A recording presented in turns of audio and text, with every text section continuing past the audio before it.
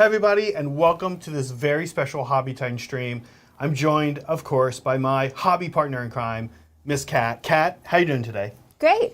Talk to us. What are we doing? You're in charge. Yeah. I've had this idea for a table for a while, but I've mentioned it a couple times. I'm really into the whole idea of cute hammer. Yeah. I think Warhammer. What is Cute Hammer? It just like taking like this very like almost overly masculine thing and making it less so, right? Like it just making it like bright and cheery and airy and adding some sort of like whimsy into a game that I feel like doesn't really have a whole lot of whimsy. Not a lot of whimsy, especially in 40K. A little more whimsy in AOS. Yeah. Yeah, I mean, this is very like fantasy terrain. Yeah. But I did want to make a table that could be used in both. Yes. Whether or not people want to use it is another thing entirely. Yeah. But that was kind of where you come in. You make a lot of like usable terrain. Well, we will definitely want to use it. We'll definitely have it here on the channel. I think it looks great. I don't find it particularly, I guess, like cute. Yeah. In a bad, like it's nice. It looks very nice. The stuff you've got going. I wouldn't be like, oh, it looks like a like it doesn't feel like you're intentionally like aggressively leaning into cute. Like for the like, it's not like. I guess I want it to be like pretty. Right. Yeah. Like a place you'd want to go to. Yeah, exactly. Exactly. I like it. Okay. Well, I think we're gonna jump in. We have a little bit of priming to do. Yep. And we'll talk about why we have some priming to do. It's actually a great reason. We usually prime off stream. But with that, let's hop on in and get creative.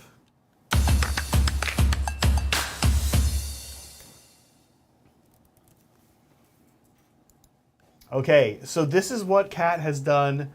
This is, would we say that this is sort of like, what is like, this piece kind of is, I don't know, what's the word? Like my inspiration. Yeah, there you go, there you go. Yeah, it was definitely my inspiration. I understand that this is like an army-specific terrain piece. Yeah.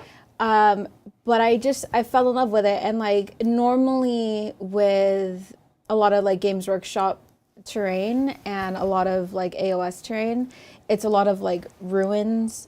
It's a lot of like things that are destroyed or whatever. It didn't really, nothing's ever really jumped out at me. I mean, other than I think the only other terrain kits that I've liked were the ones for Lord of the Rings.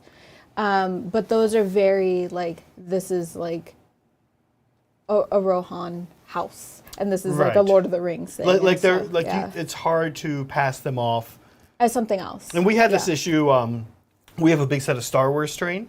From Mos Eisley of all places, and we know we can't really use that in 40K. No, it's too iconic, right? Yeah, it's very like, oh, that's a Lord of the Rings thing. And so when I saw this, not knowing the rules for AOS. Was like, oh, this is really cool terrain. And I like was immediately drawn to it. Mainly the thing is that I kind of jump on things where I'm like, I don't really want to change a whole lot about it. This is going to be super easy, but I want to make it pretty and cute and different than other things that I've seen. And of course, like I've painted up a bunch of the wildwood trees. Right. And so I painted up. You guys can see them a little in the background here. I'll actually pull a couple up here. Yeah, I painted up 2 more sets to match this one.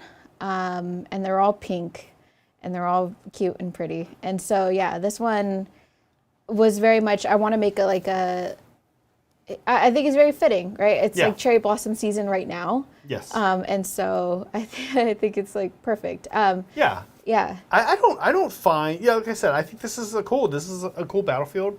It's going to be a cool place to have games. For sure, Sigmar. Some of the terrain might be a little too fantasy-ish for 40K. Yeah. But certainly some of it not. I think some of it for sure will fit in. Talk to us about what we're doing today.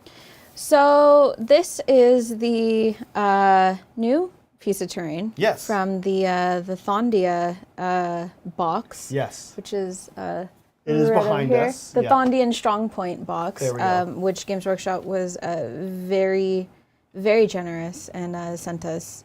But sent us not one but two, actually. Really which was awesome. actually really cool because I was afraid that like I was just gonna swoop on the fountain and be like, this is mine. No, that's okay. we always divvied this stuff up. We said this is gonna go to this board, this is gonna go to this board. We've got two of the new crown spine incarnates, which we're really excited about. I know Adrian and I are excited to paint those up.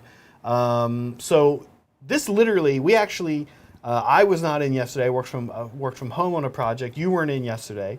We came in today to find this box sitting here. I opened it up and it was these two, and then you came in and were like, "Oh, I'm putting this together in the next like 30 minutes, and we're going." Yeah, it was definitely stressful. It's a rush. It was a lot bigger than I thought it was going to be. It's also like I like sub-assembled it because this goes on top, this goes here. There's a couple other like things that attach from here to here. Yeah. But this is going to be a completely different color than this. I also wanted to be able to get inside and paint it as well too. Yeah. Get the water like just as well blended as the other one is. But essentially it's the same thing as it's the Lumineth shrine. Although the structure is a little bit different. A little bit. It's more Sigmar-y than anything else. But it fits so well, and I wanted to make a very thematic table. Like this is like a very magical world that the magic's still here, but for some reason or another, it's abandoned. It's abandoned, yet the magic's still running. Yeah, it's actually cool.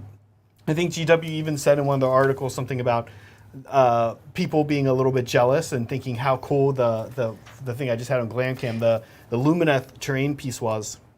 Everybody wanted this floating waterfall. Yeah. And so they made one that has more of a neutral sort of, actually it's really Azur, which is like the main kind of good guy realm in Sigmar. And all this stuff, today's episode, on the thumbnail, I talked about Hysh, which is the realm of light where the Lumineth live, but it's also shared with the Stormcast. So a lot of this kind of good guy stuff from Sigmar, the Stormcast, the Lumineth, the stuff sort of works together, fits together. This box is actually very interesting. It has sort of a mix of things. Yeah. like an interesting mix. Really. It was interesting because I was like trying to decide what other than the fountain I wanted in this. And I really like this. I think this is kind of cool. Yeah. But everything else just is kind of like a mishmash of stuff. Like the fountain is its own thing, and then these other buildings over here go together. Yeah. And then everything else is sort of like separate. So one of the weird things that Sigmar has going on is it has these ruins that are not ruins, they're the opposite of ruins. They're being built. They're being built currently. Yeah. And I think that's a really cool take on ruins. Yeah. And so this has, like the fountain kind of has some ruined elements, but it also has, it has like the staircases are kind of in ruin. Yeah. Right? The statue that it comes with also. So what we've been doing, Adrian, Kat, and I have been kind of collecting all of the Sigmar terrain we have around the studio in boxes, which is quite a bit. Yes. And we've been going, okay, this is ruined. This is being built up. And we've been kind of reorganizing things. We're going to put one of the bones. You want to put one of the bones on this set. Yeah. We're going to put one of the bones, of course, on our Gur set. You guys have seen that. If you haven't, we've used it on Tabletop Titans. And then the rest is kind of getting divvied up into different board projects we have in the pipeline. Yeah, it was very fitting that the fountain goes really well with the Lumineth shrine, because that was like, I guess like my cornerstone or like my keystone for this table. That's really what I centered everything around. Yeah. And it was also a thing where I found a couple other like sort of similar like floating rock structure things on my mini factory that I wasn't sure was going to work. They were very, very like hard skew into Japanese sort of buildings and stuff. And I was wondering if I could kind of mesh that into this. And so I've gone a couple different directions with this table. But I think it's really starting to come together. Yeah. Now, while Kat today works on this sort of crazy centerpiece for, an additional centerpiece really for her board. in the form of this beautiful waterfall. What I'm going to be doing is making some kind of working on the usable element of it. Now, Sigmar has maybe not quite as strict rules on its terrain as 40K does. And in some ways, when we make terrain, which we haven't done on the stream in a little while, so it's actually a great feeling to be doing this again. But in some ways, when we make terrain, the ability to actually have the terrain have almost no rules at all is kind of cool, because then we can just make whatever beautiful, cool, interesting, wacky thing we want to make, and that's it. We're done. And like, it doesn't interfere with the game. It just looks good. I like that. But what we're doing here is what I'm going to be working on. You can see I've got pink foam here, and I have this 3D printed pattern roller, which imprints sort of like these stone. Like cobblestone. Sort of like a cobblestone thing, right? Yeah. So I've already done a bunch of them here, as you guys can see, and I'm just going through and showing you how I do this. It's very simple, and getting the edges, like these edges, is really important. It adds a lot to the look. So this is my first step here, showing you how I did this one. Oh, now to cut this, I actually cut this not using the cutter you guys have seen me maybe use on stream before, the hand cutter. I used our table cutter, which you'll be seeing in use in the future, I promise. A lot. Yeah. But it's not great for streams because it's like I had to set it here and it's like this big thing. I could do it and probably will at some point on stream. So after this, what I'm going to do, off to the side here, you guys can see I have a lot of little tiny brick cuts. These were also cut not with the hand cutter.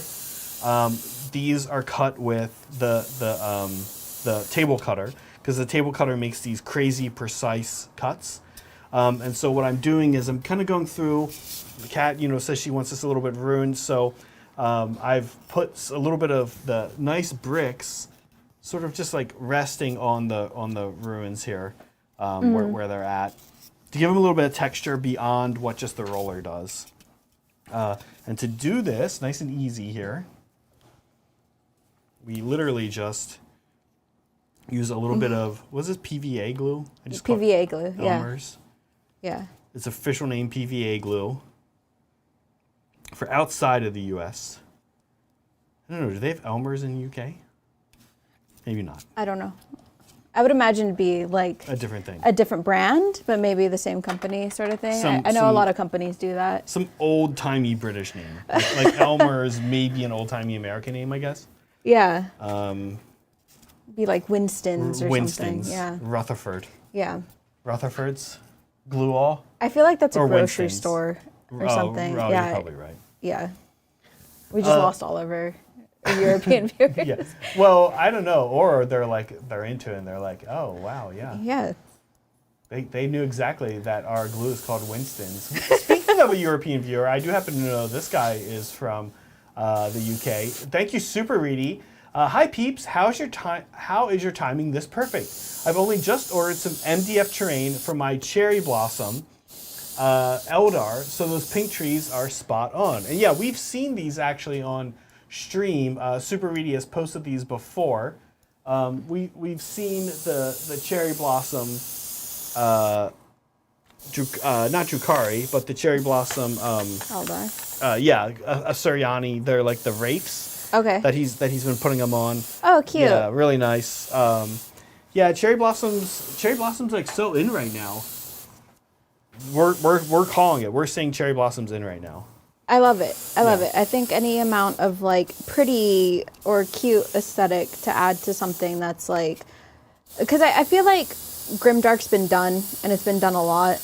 I want to see like clean and pretty. Mm-hmm.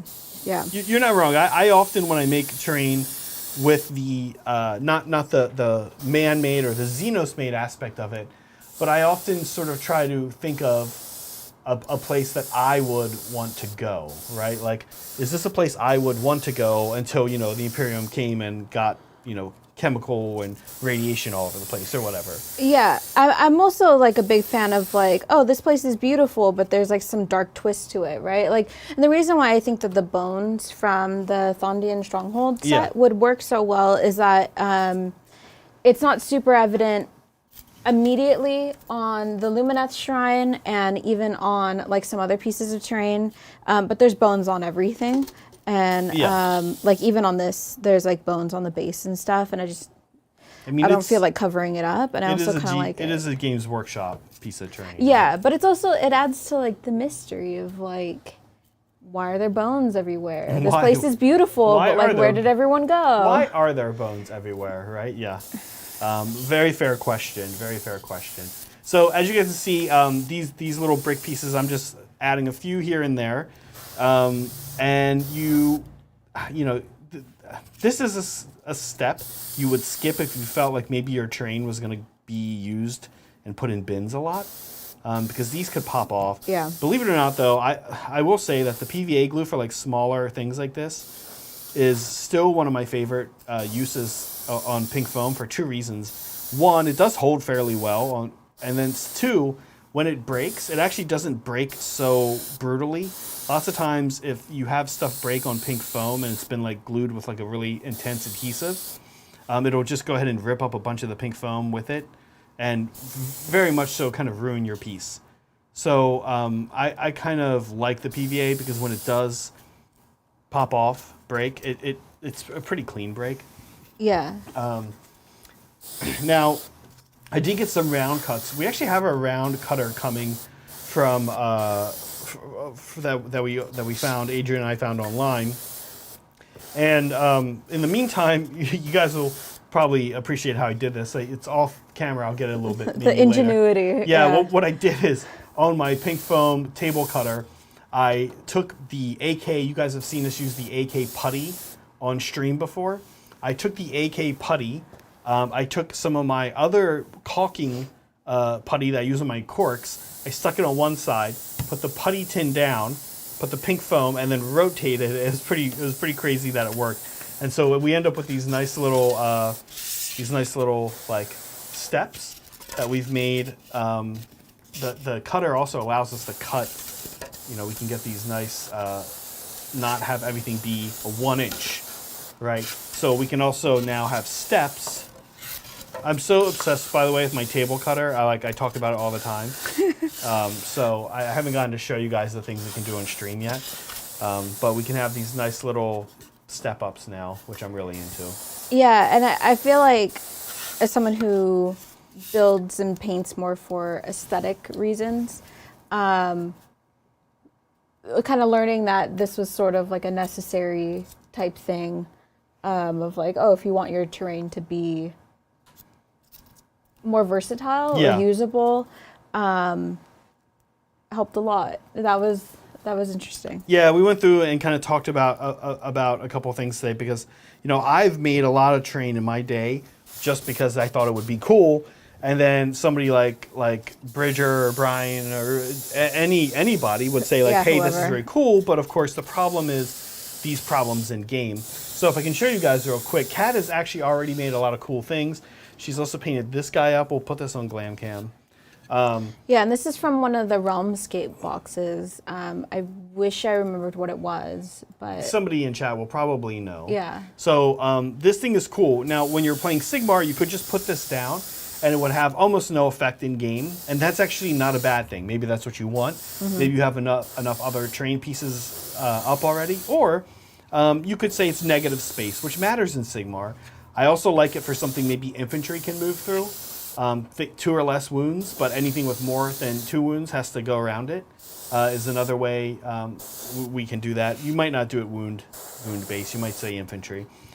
Or what we can do is we can turn it into a piece of cover when this thing is fully painted. We can put it up here like this, have, you know, little nice steps here.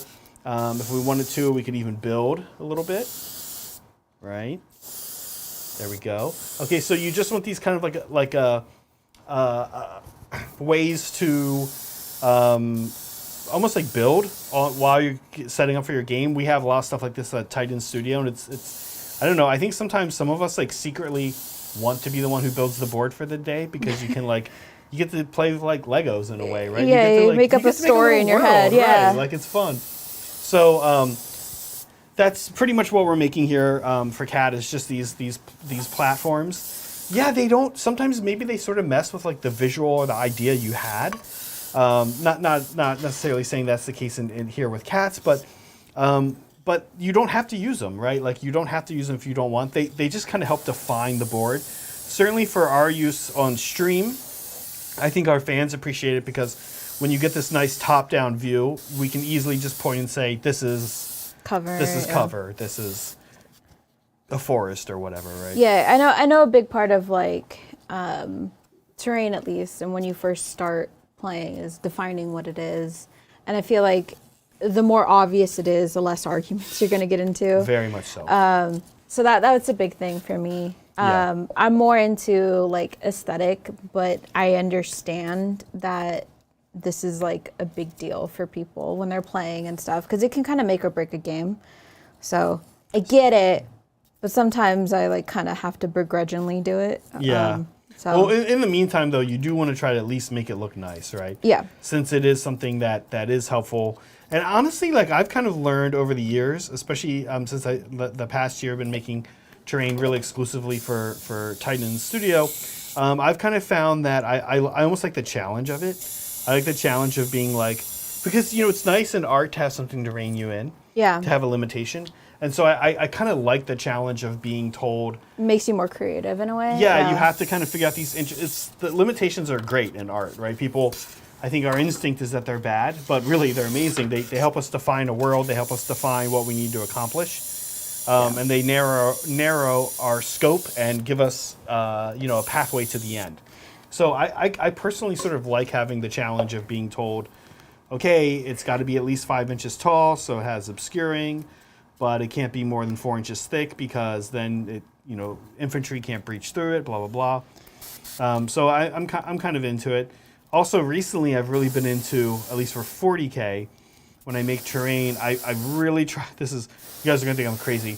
I really try to anticipate, like, what is, 5 years from now, what is 13th edition going to use? How are they going to use their terrain? Really? Right? Okay. I do. I kind of try to think, like, stuff like this is good because, like, I have it's modular, right? Yeah. I have this one. If something comes up, it's like, it's got to be 5 inches tall. Maybe I can stack this and then put something on top, and now it's 5 inches tall. Yeah. Now I heard a rumor. Mm-hmm. So this could be like completely false, but I heard that there's speculation going on about possibly alternating activations coming up for. Everyone seems to think that all the time. I think we have no idea. I think for 40K, you mean? What would you think about that? Because to me, I think that's really exciting. Also, I also feel like that makes terrain more usable in a way. Because I like when I'm playing Conquest and stuff, and that has alternating activations, I find that I'm taking the terrain into a lot more consideration than I would if, that didn't matter to me. Yeah. Right now, a lot of people. One thing I know I like about Sigmar is that it doesn't quite have activating activations, but it does in the combat phase, which is really the most important phase for hurting each other and interacting with each other. So the movement's not the movement is not back and forth. The shooting's not back and forth, but a lot of elements are. And there's a lot of kind of like, you do this thing, I can react now. And then when you get to combat, it is alternating. Yeah, I think it's interesting. It's hard for me to. I don't know. It is a major complaint I've heard, like, younger people, newer fans to the game say that, like, okay, I take my turn and then 45 minutes later you take your turn. Yeah. And then Sigmar feels like it has a lot of things where you're kind of interacting. And I think 40K is starting to have more of that too. So who knows? Listen. When we go through different editions of a game, we know we're never, whether it's terrain or core rules, or just the core way a game plays, we know we're never seeking for a final answer. Right. Right. There's no edition of Warhammer 40K or Sigmar or Conquest or any of these games that's gonna come out and be like, perfect. That's it. We're done, folks. We're not touching it because the whole thing is like, the moment you release something new, it changes the rules. It changes how other things interact with each other. Right, and we want new releases, right? It keeps things fresh. We want that, yeah. People have different views on what editions they like best, and some editions are just in general less popular than other editions. I started playing 40K in 5th edition, and 5th edition was, I think, really known as like a melee edition. And I played Tau, and when 6th and 7th came along, I was like, oh, this is very cool. I like this way more. And I liked 8th a lot too. Now 9th, it's back in melee. I play more than one army now. But 9th is very different than 5th. I'm not sure I have a favorite edition of 40K, but I think my least favorite that I played in probably was 5th. Okay. It felt really crazy I don't know. I was just getting started too, so you'd almost think that'd be like some people, that'd be like their favorite edition, right? The one they started playing in. I was like so glad when that went away.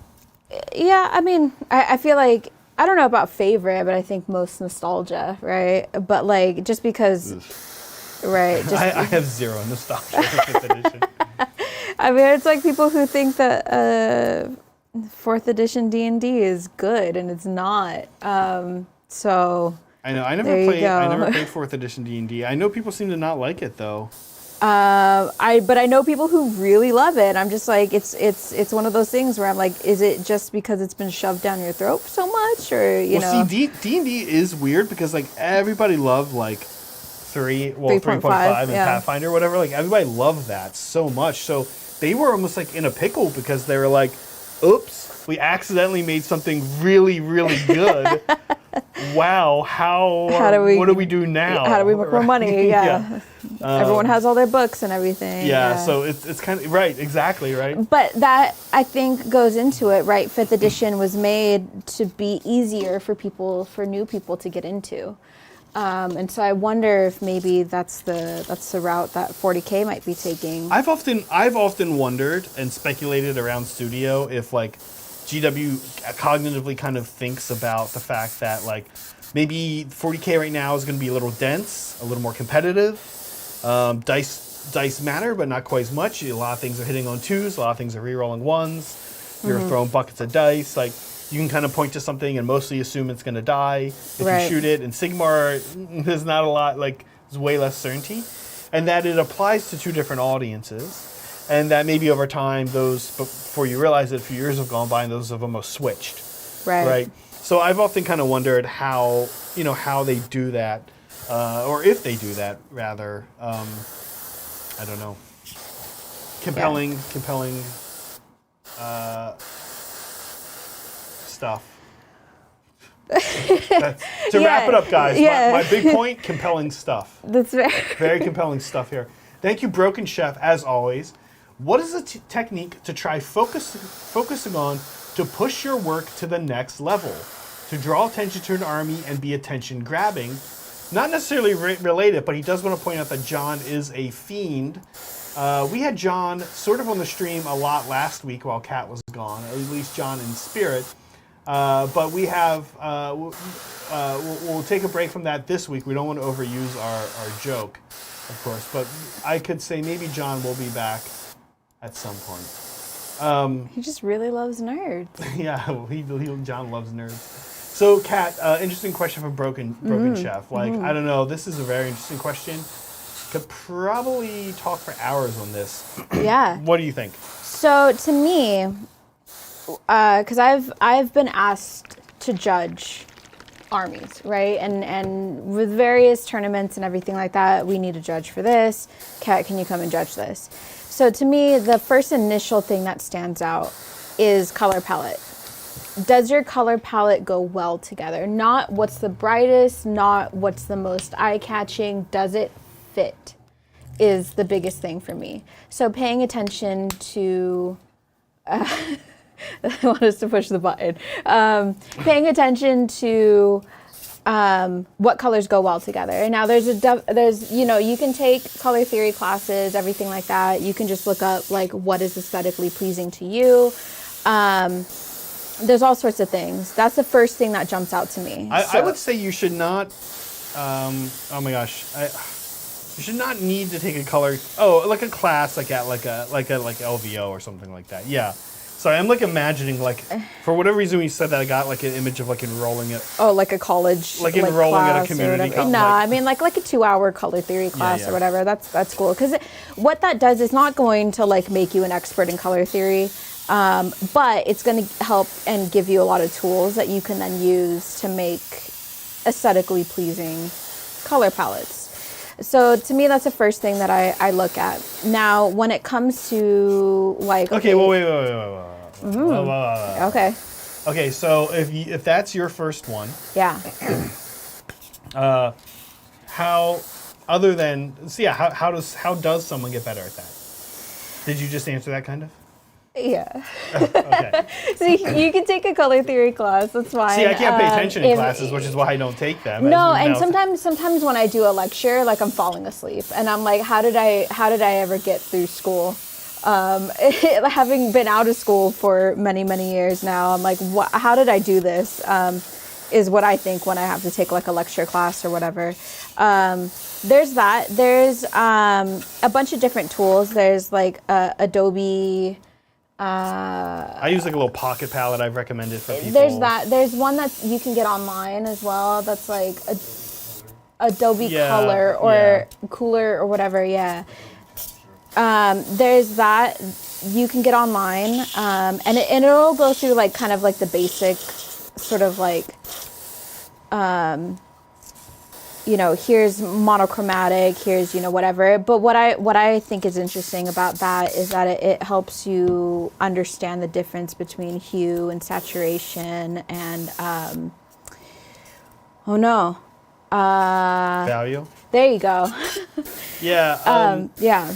That's interesting. I think this is also a huge color palette. Mm-hmm. I think there's a few ways to do it that I also will toss out. And, we have a saying in the music composition world that was attributed falsely to Igor Stravinsky, who probably never actually said it. Anyway, I'm off in the weeds here. But he said, good composers borrow, great composers outright steal. And the idea behind that sentiment is, you go on Instagram, start following painters, and see what you like. Yeah. And be like, oh, I like how this person used this teal and this orange together, but actually maybe I want to try teal and moot green, teal and or teal and yellow or whatever. I want to go with this exact color scheme, but I want to swap this a little bit. Mm-hmm. So that good call out, I think, definitely is like a first thing you want, like a good way to level up right away is like picking the right colors. Pay attention to your color palette. And what I mean by color theory is not like, oh, yellow is happiness or, whatever. That Yellow is happiness. Yeah. That doesn't matter Checks to me. out. Whatever color makes you happy is whatever color makes you happy. But what I mean is what helps with that, with understanding like, oh, I like purple and teal together. Why do I like purple and teal together? Because it's color theory. And when you go and you actually look up what someone's color palette is, you can understand sort of like this sort of sacred geometry that goes along with it. And when you understand the color wheel and color theory and everything like that, and why that even exists, it helps make it faster for you to pick colors that go well together. And then if you're like, well, I really like purple and green, but like intense purple and intense green aren't really great together, then you start to understand, saturation and value and everything. And so that to me, that's a number one thing that I look at. After that, when I go, okay, cool, this guy's got like a really cool color palette, I enjoy it a lot, let me look at it, and if it's chalky or if it's like textured, then I will put it down. And so that really is just making sure that you're not putting on too many layers of paint. You're smoothing out your blends. I was like, I'm sorry, what are you talking about? I thought we were still talking about just like a chalky, chalky color palette. No. Like these color choices are very chalky together. No. Okay. Yeah. That's because that's not a thing. No, yeah. If I can tell that you've dry brushed a lot, that's fine. But then you didn't smooth it out in other places where it shouldn't be or whatever, really, then it's just paying attention to your blends and, you know, learning how to be very smooth. And that just comes with practice, and learning different like glazing techniques, or, you know, knowing what colors you can put on top of something else and have it blend nicely. Interesting. So in other words, first you look at, as a judge, you're like, okay, good color choices, yay, nay. Then you look at techniques, good execution of techniques. Is that fair to say? Kinda, sort of, right? Like, is your paint? Did you take the time that I would expect you to take? And whether or not you actually did, I'm not going to be able to tell, right? It's not like your models can tell me like, oh, they spent 2 hours on this model and like 30 seconds on everything else. If I can't tell, then I can't tell. That can be a good thing, though. Like, right. You want to not be able to tell. I don't want to tell, and that's a big thing. Yeah, and we've often talked about this on stream before. We've talked about like touching in and acknowledging something or giving attention to something. You know, even just going in and saying like, look, if I go into this unit's, these Space Marine lenses with one extra little step in here, that's going to grab a judge's attention. That's going to grab just anyone's attention, not even necessarily a judge, right? Just somebody who walks by, they're like, oh, I really like what you do with the eyes on the Space Marine. Yeah. Meanwhile, down there in the bolter, you really just painted it lead belcher and washed it non-oil real fast. Yeah, that's another thing, though. Like, I want to say, like, I guess 2.1, though. The more you do, and if you don't do it to everything else, I'm going to know. And that is, like, point stocked for me. Interesting. Yeah, because, like, unless it's, like, a character or something and you want to be special with the character. But if one... thing has saying. like a blended cloak from like, you know, green to like purple or something, and then nothing else does. Yeah, then I'm like, wait, what happened here? You know, a cohesiveness of the army, and if you did one thing for something, then yeah, which kind of makes it hard because you want to go the extra mile, but when you're painting an army, that just means, okay, well, I just added 2 extra hours onto this.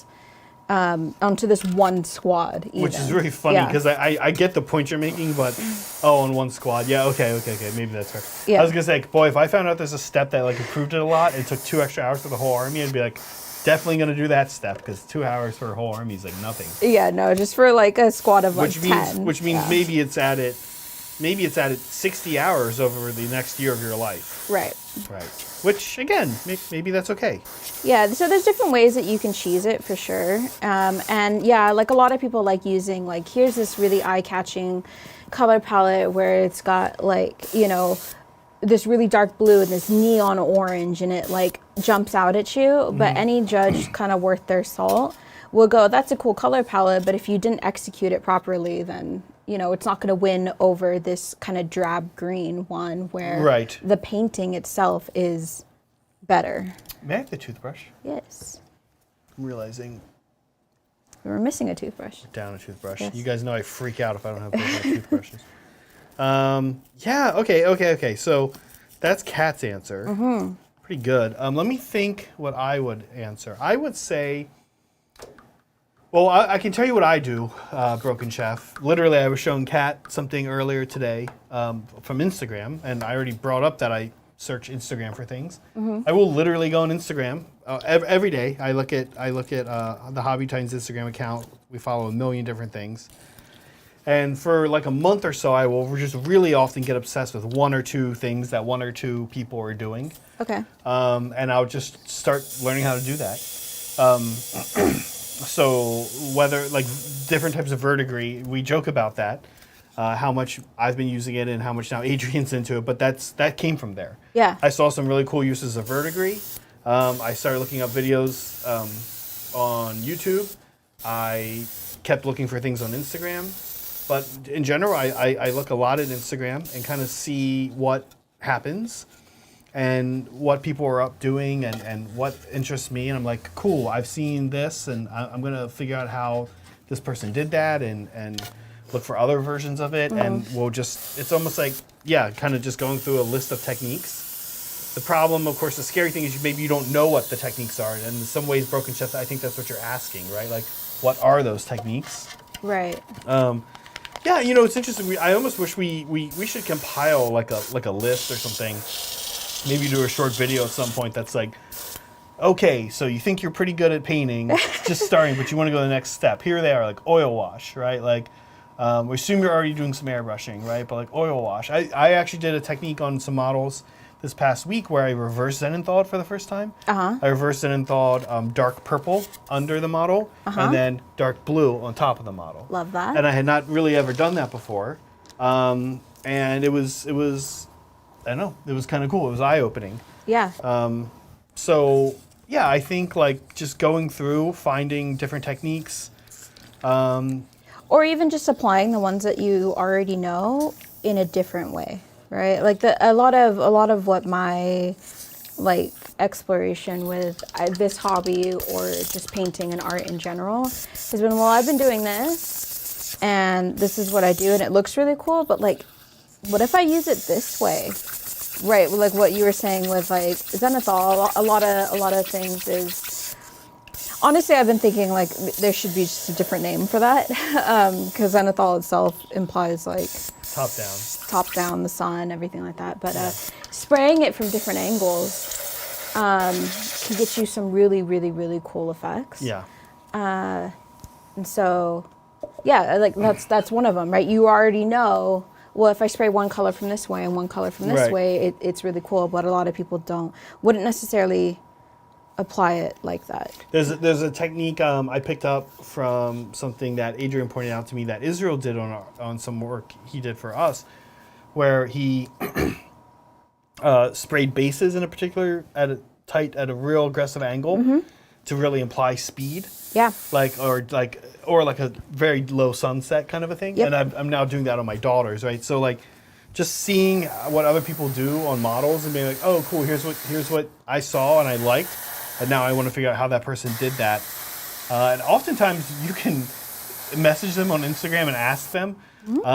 People are often blown away. They're like, oh, that person's never going to respond. Or they're usually very happy to share that information. Some people are. Some people just don't check their DMs. It just that happens depends. too, Yeah. right? Yeah. Like, no one's going to be mad at you, though. No one's going to be like, I don't want to tell you.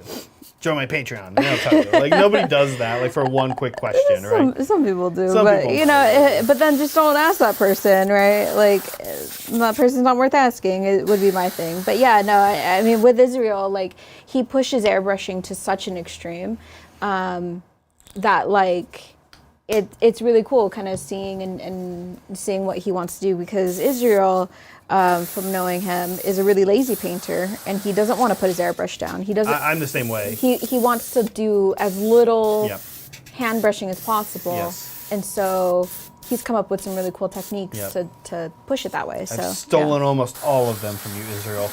Nice. Yes, I agree. Like, there's also this guy out there who's very similar, and he's called the Lazy Painter, and he does the same thing, and he stresses like this big mastery of color palette, actually. Yep. And you know, one of the things that we have to remember, what makes art is a combination of philosophy and aesthetics, but also craft. And so oftentimes if you're like, well, you know, I'm trying to up my craft, because craft is both are hard to grow. But if you feel like maybe you can take one far at the expense of the other every now and then for a project, I say do it. I just did this with the Fire Slayers Army. You know, like I said, I've gone on to YouTube. I always like check the YouTube comments out for this because I enjoy the negative comments and people hate on my paint jobs. And I don't know why, it's just kind of funny. Like I just don't really care. It's like, all right, whatever. Okay. And some people are like, oh, this is so cool. Other people are like, oh, I hate this. But it was an exercise in like, hey, my craft is going to be pretty limited on this, right? I want to be. It's about speed. You had such a time. It's speed, right? So I was saying, so what I can do instead is sit and think and come up with something in like an hour, which is a long time to kind of think about, like what you, right? And then that's what we're going to do. We're going to do that, and it's going to look cool. Some people are going to hate it. Some people are going to like it. Lots of people are going to be able to say, hey, look, I can look and tell you didn't work very hard on that. And my response is, I didn't. yep, that's the point, right? But I did at least try to make decisions. I can say to myself, and I know for sure I did, try to make decisions that make it the best it could be for what I was willing to put into it as far as craft and time. Yeah, and like for anybody who's gone into like, I mean, any game castle store at least is what I can speak on. But you know, maybe any store that has like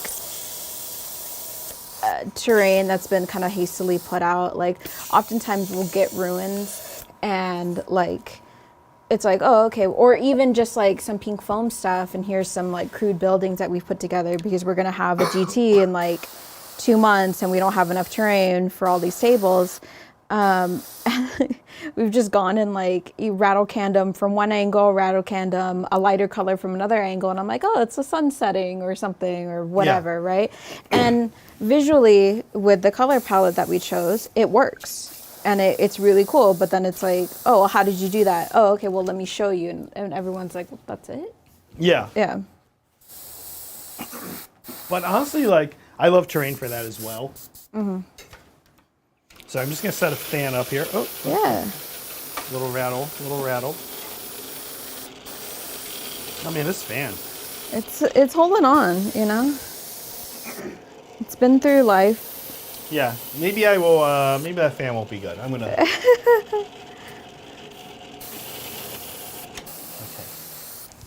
Not a stream-friendly fan.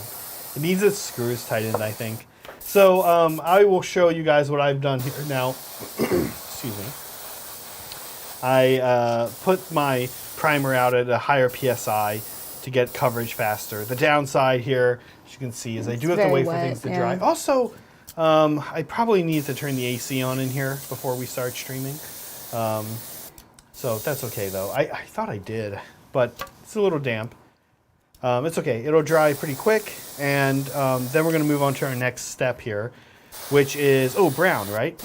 Chocolate. The cat has picked out these colors.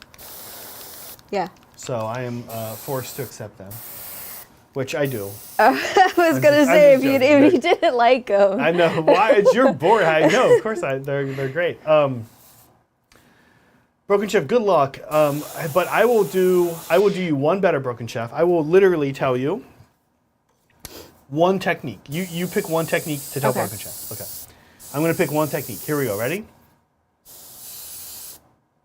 Oh, at the same No, time? I was like... I'm thinking I want to do this one. Oh, glazing would be mine. Oh, okay. Talk about that. Yeah, glazing. Getting better at glazing. And like, glazing is such a time-consuming process. You can glaze with an airbrush. It still takes a really long amount of time. Mm-hmm. But glazing is the art of layering very translucent paints on top of each other. Now, whether or not that would be to...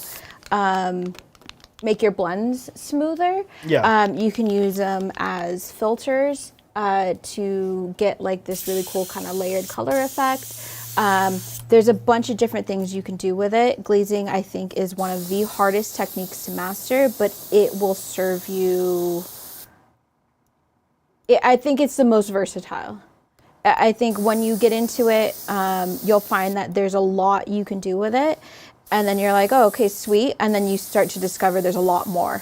There's a whole world of glazing and filters and everything like that. The same thing as shades. It's all the same. It's just translucent paints. That's good, because sometimes I think I've heard people confuse people by talking about like big differences between inks and shades and glazes. I think it's in application mostly is a big difference. There are some, like inks are very, they're translucent, but they're very strong in hue and saturation. And so you wouldn't want to use an ink the same way you use like Nuln Oil or something. Right. But also the thing with shades is that they are all desaturated paints. And so that's a big thing.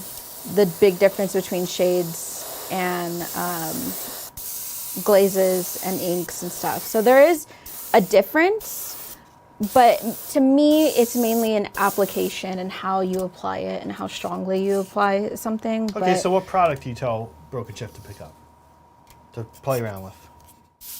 AK? You like the AK inks. I do too. I like them. Yeah. But also the, I forgot what they're called. There's just like cheap, like pen inks as well too, like fountain pen inks that you can get. Okay. And those are great as well too. And yeah, Dollaroonie, or I think Windsor makes some as well too. But you can pick them up at like any kind of craft store or like hobby store or whatever. Okay. But they're pen inks, and so yeah, they're great. They're just acrylics, and you can put them on a wet palette. You can put them on your miniature. Yeah. You can mix them into your paints as well too. That's a big one. But glazing would be my Now, Kat, I have a question. I'm using a suggestion. bottle of your paint, Yeah. and I'm gonna add some back in here. Okay. Now, you know me, I try to put everything straight through a Patriot without thinning it. And AK, third generation, I find is kind of like hit and miss. Some I can, some I can't. Chocolate brown, turns out I can't. Yeah. Okay, so That's what these little cups are for. That's what that's for? I brought little cups so you can thin your paints. okay, well then I won't ask my next question since you just answered it, because you probably would have been offended. I was going to ask, should I just, because I would just put the thinner directly into this bottle, but you don't do that. No. I also just use water for the most part. Oh, okay. Yeah. Should I use water or thinner? I guess I'll just use water. We'll just do it the cat way. Okay, my final Broken Chef to you, my final recommendation. I'll give you one technique to work on. If you want, sometimes people want that. They want to know exactly an answer, right? Not something arbitrary. Like conceptual. Like glazing. Yeah. Right. No, that's good though. That was good. We were telling them like, oh, color palette and like all kinds of stuff. Yeah, just learn, just stare at a color Just get wheel. better at it. Yeah, I overheard someone like asking someone like, well, what if I make a mistake? And like, it's like, well, just don't do that. Don't. Yeah. Oh, okay. Here's mine. Ready? Learn. Broken Chef. I'm pretty sure airbrushing. Learn to use. Right now, I'll tell you what I'm doing. I'm using titanium white ink to lighten things up all the time, and I love it. So that's a good one. I was also gonna say oil wash. Do a little oil washing, especially if you've got like something that will benefit from it, something that can be dirty, grimy, terrain, or nurgly stuff. I think it is the case that I don't know how you feel, Kat, that different armies and projects are going to lend themselves to different techniques better. Oh, for sure. I mean, anything that has like a lot of capes, a lot of fabrics, that's great for glazing, but you'll also find that you can glaze over skin, you can glaze over armor, you can glaze over whatever, right? Yeah. But like the broader the strokes you can make when you're initially starting out, the better. But yeah. Yeah, but Broken Chef's not initially starting out. He's been painting. No, I just meant like million initially starting out with like glazing or something, right? Like the smoother the surface, the better. You start to learn a bit. I would recommend not doing it on a flat thing, because then you can just start to learn like contours and curves and stuff. But yeah. All right, here we go. I'm going to thin this paint the cat way. So I just take this paint and put it in here. Yep. I'm kind of guessing how much I need. Yep. All right, seems like, okay, it's a thing. All right, now I'm taking water and just squirting it down. Yeah, that's fine. Okay. And now let's kind of mix it Yeah. with what? I don't know. You could just use the back of a brush, or The I back of use your that. brush? Yeah. Okay. This looks disgusting, by the way. Wow. Is it just because it's brown and kind of and clumpy? I don't know. Or is it just because like you just are so against thinned paint? I'm not against thinned paint. I'm going to use this in like a second. Oh my God, I need to do more. Okay. I'm going to need a lot. Okay, that's fine. I'm going to use like your whole bottle of AK chocolate. That's fine with me. Thank you, Cobra Commander, while I try to do this. Kat, will you explain how you painted the Realm pieces, please? The white is perfect for a Minas Tirith board, which is, from Lord of the Rings, right? I know things. Thanks. And thank you, Cobra. How did you paint it? Yeah, it's very similar to how I'm painting this piece right here, actually. So I primed it black, and then that piece there, I did not use an airbrush because it was occupying my time while I was watching the front counter at the store. But initially, and I would not suggest doing this, initially I painted all the blue in the recesses first, and then I thought, well, I'm going to be kind of clever and sort of dry brush on the lighter cream color. It's actually, I don't know how it's coming across on the camera, but it's like an off-white, more ivory color than anything. But that didn't work out for me, and I ended up having to repaint all of the blue. But interesting, yeah. Yeah, happens. So we've all been there. Used a mixture of vampiric flesh and ivory, and then some off-white from AK. Now, do I know the exact mix? No, but it just kind of went with whatever I wanted to do. Which is kind of to say that happens with ivory, right? A little bit. Yeah. So it's mainly ivory, and if you can find an ivory color, then I would just use that if you just want to use one color. And then you can, if you want to make it more grimy than what that is, go in with like what would be like the Games Workshop equivalent of vampiric probably flesh. Yeah, so Typhon Ash and vampiric flesh from AK are very similar to each other. Wraithbone and ivory are very similar to each other. I find Wraithbone to be more yellow than anything else, but mixing that with like a white or something, I think would be usable if you prefer. Yeah, if you prefer using Games Workshop colors, Typhon Ash and Wraithbone would be. There's like a family of them, right? My suggestion. We've talked about this before. Typhon Ash. There's also Ushabti. Ushabti's a little more like warm, but then there's Terminata Stone, Kira Stone. There's Xandri Dust, stuff like that. Xandri Dust to me is more brown. It's a little darker, right? Yeah. But yeah, Typhon Ash, like a mix of Typhon Ash and Wraithbone, I think would be perfect if you wanted to use Games Workshop colors. This is a little bit darker, but this I just primed with Skeleton Bone from Army Painter, and so this actually pretty much matches Typhon Ash. That's like almost dead on. Yeah, so this is just Skeleton Bone from Army Painter. Yeah. And then I would go in with like a light coverage of Wraithbone on top of that if you wanted to keep it simple. Nice. Yeah, it does look great. I'm excited to see a whole board on this. We're kind of imagining, I think, well, you're kind of imagining like a grass mat, right? Just like a nice, like a yeah, like a soft grass or whatever. We have one that we use here on Titan for some stuff. Actually, we were looking for it the other day. I gotta find where it is. It's not in the studio. I think you said it was at Guildhouse. It might be at Guildhouse. Yeah. So I have to find it, but I feel like one that doesn't have like brown and golds in it is. Although I guess that could be interesting too. We also put it on like our autumn mat to see what that looked like. It's kind of cool, but I guess it's confusing with cherry blossoms being the spring and the green. Yeah. Yeah. But it didn't look too bad. All right. I hope I didn't clog my airbrush by not thinning AK paint through it. Guess I learned my lesson. Are you having some issues? Maybe. We'll see. I might have to do a quick clean here. A more deep clean. Okay, we'll see. We'll see how this comes out.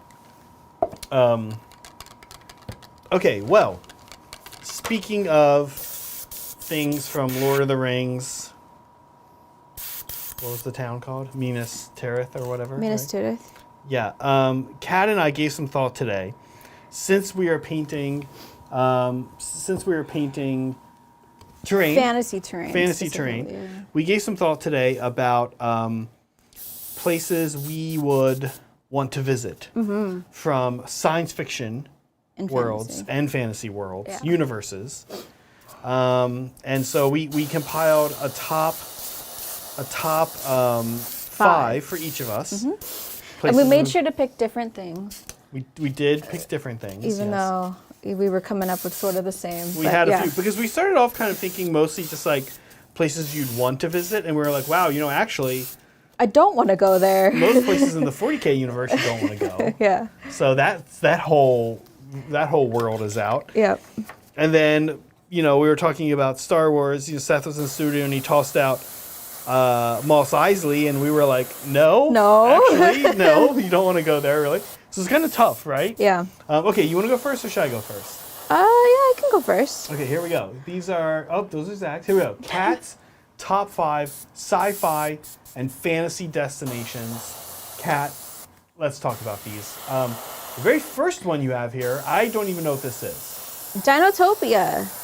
Yeah. So Dinotopia is it started off as a book. I forgot who the author is. I'm so sorry.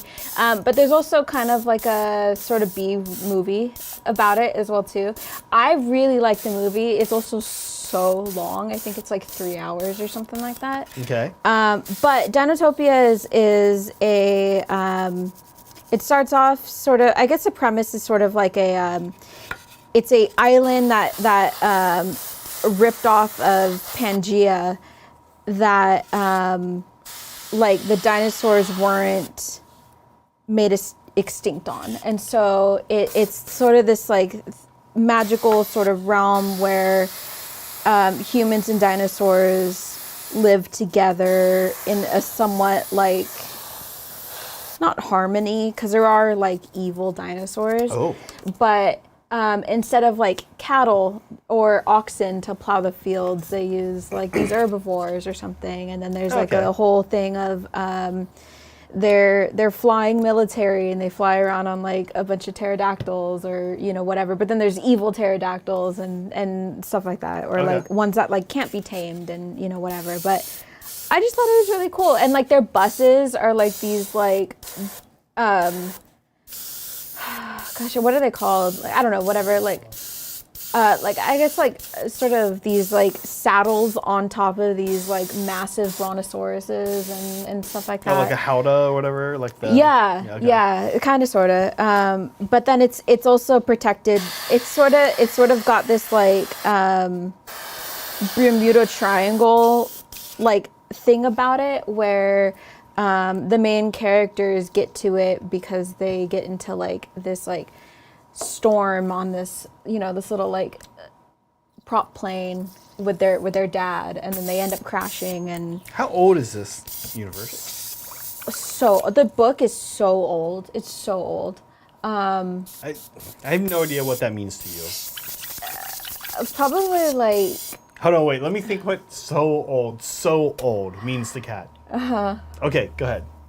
I don't know, like the 40s. Oh, okay. I was thinking 30s. Yeah, okay. yeah, Oh, wow. yeah. That is pretty old. Yeah, it's not like new by any means, but yeah, it's also it's a very long-winded book as well too. It's a long-winded movie, but I'm not entirely sure if it's the 40s. It could be the 60s. I have no idea. Okay. But I just think it's cool. Dinosaurs are cool, and it's different than Jurassic Park, where like you have these sort of like mindless animals and stuff in these cages, and it's a zoo. In Dinotopia, they're not. Some dinosaurs can talk. Oh. The plot thickens. Some dinosaurs can talk. They like. Oh my gosh! Oh no! It's so much. Okay, it's not that old. 1992. That's. Wow. You weren't I have even no alive idea. in 1992? I was born in 1992. Wow, look at you. You're as old it's as so old. Dinotopia. It's so old. Anyways, because it reads really old, if that makes any sense. Like I was reading a book that I like completely gave up on because I'm like, when was this written? Not that long ago. It doesn't excuse the sexism in this, and so I just gave up on it. But yeah, anyway, I'm sorry. That's embarrassing. That's okay. But it's super old. Wow, that is okay. Dinotopia. That's the thing. Dinotopia. Here we go. Number 2. Yeah, Diagon Alley. Yeah. Yeah, from Harry Potter. Okay. I feel like that's yeah. That one's pretty straightforward.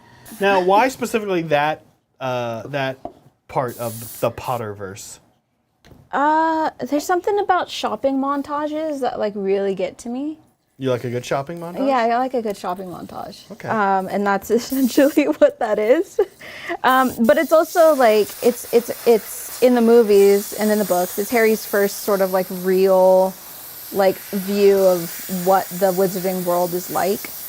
Right. Previously, it's just a school, really, right?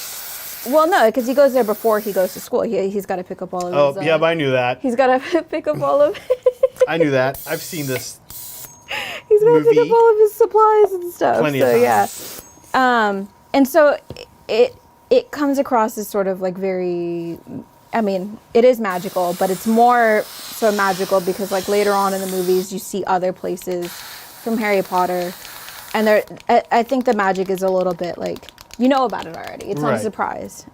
So. All right, we're gonna hop in here and take a look at your next one, and then we're gonna get a little bit of shoulder view of how this thing's coming along. Yeah. So your next one, a classic, I think, right? Everybody knows this one. I feel like if given the choice, I think anyone would pick it. Yeah, Rivendell. That's it. It's pretty, and that's basically it, right? Like, I like as far as what you see in the movies and stuff, I really like the structures. I like how it is. It's very similar to this in a way, without the floating rocks and everything, but it's got a huge tie-in with nature and stuff, and I like that. Yeah, it's kind of like blended in with nature in interesting ways. Yeah, I dig it. I actually thought, well, when we get to mine, we'll see. I realized that there might be an even cooler place in Tolkien universe. Okay. But okay, back to yours here. So, your next one, this one I don't know because I don't play video games. Is this a video game? Is Mass Effect a video game? Mass Effect is a video game. Okay. I think it's also a comic and a book or something as well too. Okay. But the Citadel before it's destroyed. Any of those things. Yeah, the Citadel before it's destroyed. And it's a space station, for those of you who don't really know Mass Effect, but it's like the central hub essentially of all of this. And so I think it kind of goes along with the whole Diagon Alley thing, but it's just a place where you can buy a bunch of stuff. But there's also like it's a huge central hub of all these different alien races and everything. Cool. And like there's like nightclubs and bars and whatever, and but it's just got everything in it. Okay, I like it. Yeah. We'll have to check out some images, some imagery on YouTube or Google image search. Okay. Next one is, listen, we barely let her get away with this one, folks. If you're wondering if I pushed back, I did push back a little bit. But then I was like, you know what? This one might be hard for me. I don't know that I have 5 places. So I was like, I'm going to let Bikini Bottom. Bikini Bottom. From SpongeBob. So the real question is SpongeBob fantasy or sci-fi? Or does it not matter? Depends. Are you in the deep lore of SpongeBob? Because some people would say that it's sci-fi. Some people would say that it's fantasy. What do you say? So Bikini Bottom is an actual place. Yes. And it's... where they test nuclear bombs. Yeah, exactly. And so that's where the whole sci-fi... Oh, this is all real and they're just all... Mm-hmm. Oh, interesting. Mm-hmm. But how did the squirrel with the suit get down there then? Well, she's a scientist and she's exploring this... Oh, and she's from the deep. They test it maybe like outside of just Bikini Bottom. Other animals changed. No, so she's from Texas and she's a scientist, and there's this whole like fracking. There's is this whole. Is it a statement on fracking? I have no idea. There's this is whole SpongeBob like a thing. political statement on fracking? Oh, I don't think so. I think it might be a political statement on like nuclear stuff. But Okay. if you want to make it political, Yeah. right? But there's this whole like scientist, like squirrel scientists, like I don't even know, like Yeah. I don't even know what it would be called. Society or whatever that sends all these like squirrels off to different places to research all these different places of the world. So I don't know, maybe Sandy's just into. Sandy's just the one who got sent to begin. Yeah, Sandy's just the one who got assigned there. I mean, really, if you watch the episode of it, she's supposed to be inventing something or whatever. I think that's stupid. I think they could have gone into more of like she's supposed to be researching the sentient life there or whatever. I don't know, but no, SpongeBob was something that I grew up with and that I was like heavily obsessed with when I was a kid, and so like I think I would just like to go there for nostalgia's sake. SpongeBob's pretty good, I gotta say. It was a little beyond my time, or after my time, I guess we would say. I guess that's the right thing, beyond my time. So I was a little old for it, but I definitely remember being like, when it first came out, I think it was maybe in high school, I'm not sure, and just being like, oh my gosh, this is so dumb. But then being like, well, you know what? Look, I liked Ren and Stimpy and all these other weird ones. So, and then SpongeBob was pretty cool. I was like, oh yeah, actually, this is like a return to like the weirdness of Ren and Stimpy, and a little bit of a stepping away from like the ones I didn't like, which is like Hey Arnold, where I don't think they felt as weird. They were like, they were like, American slice of life animes. Yeah. I guess. Yeah.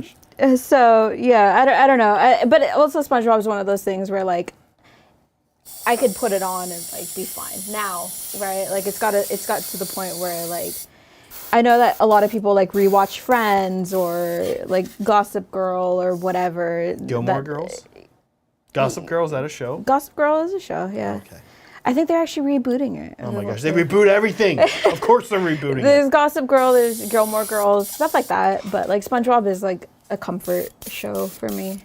Yeah, So, I get it. yeah. And look, not the worst sci-fi place. Can you jump the?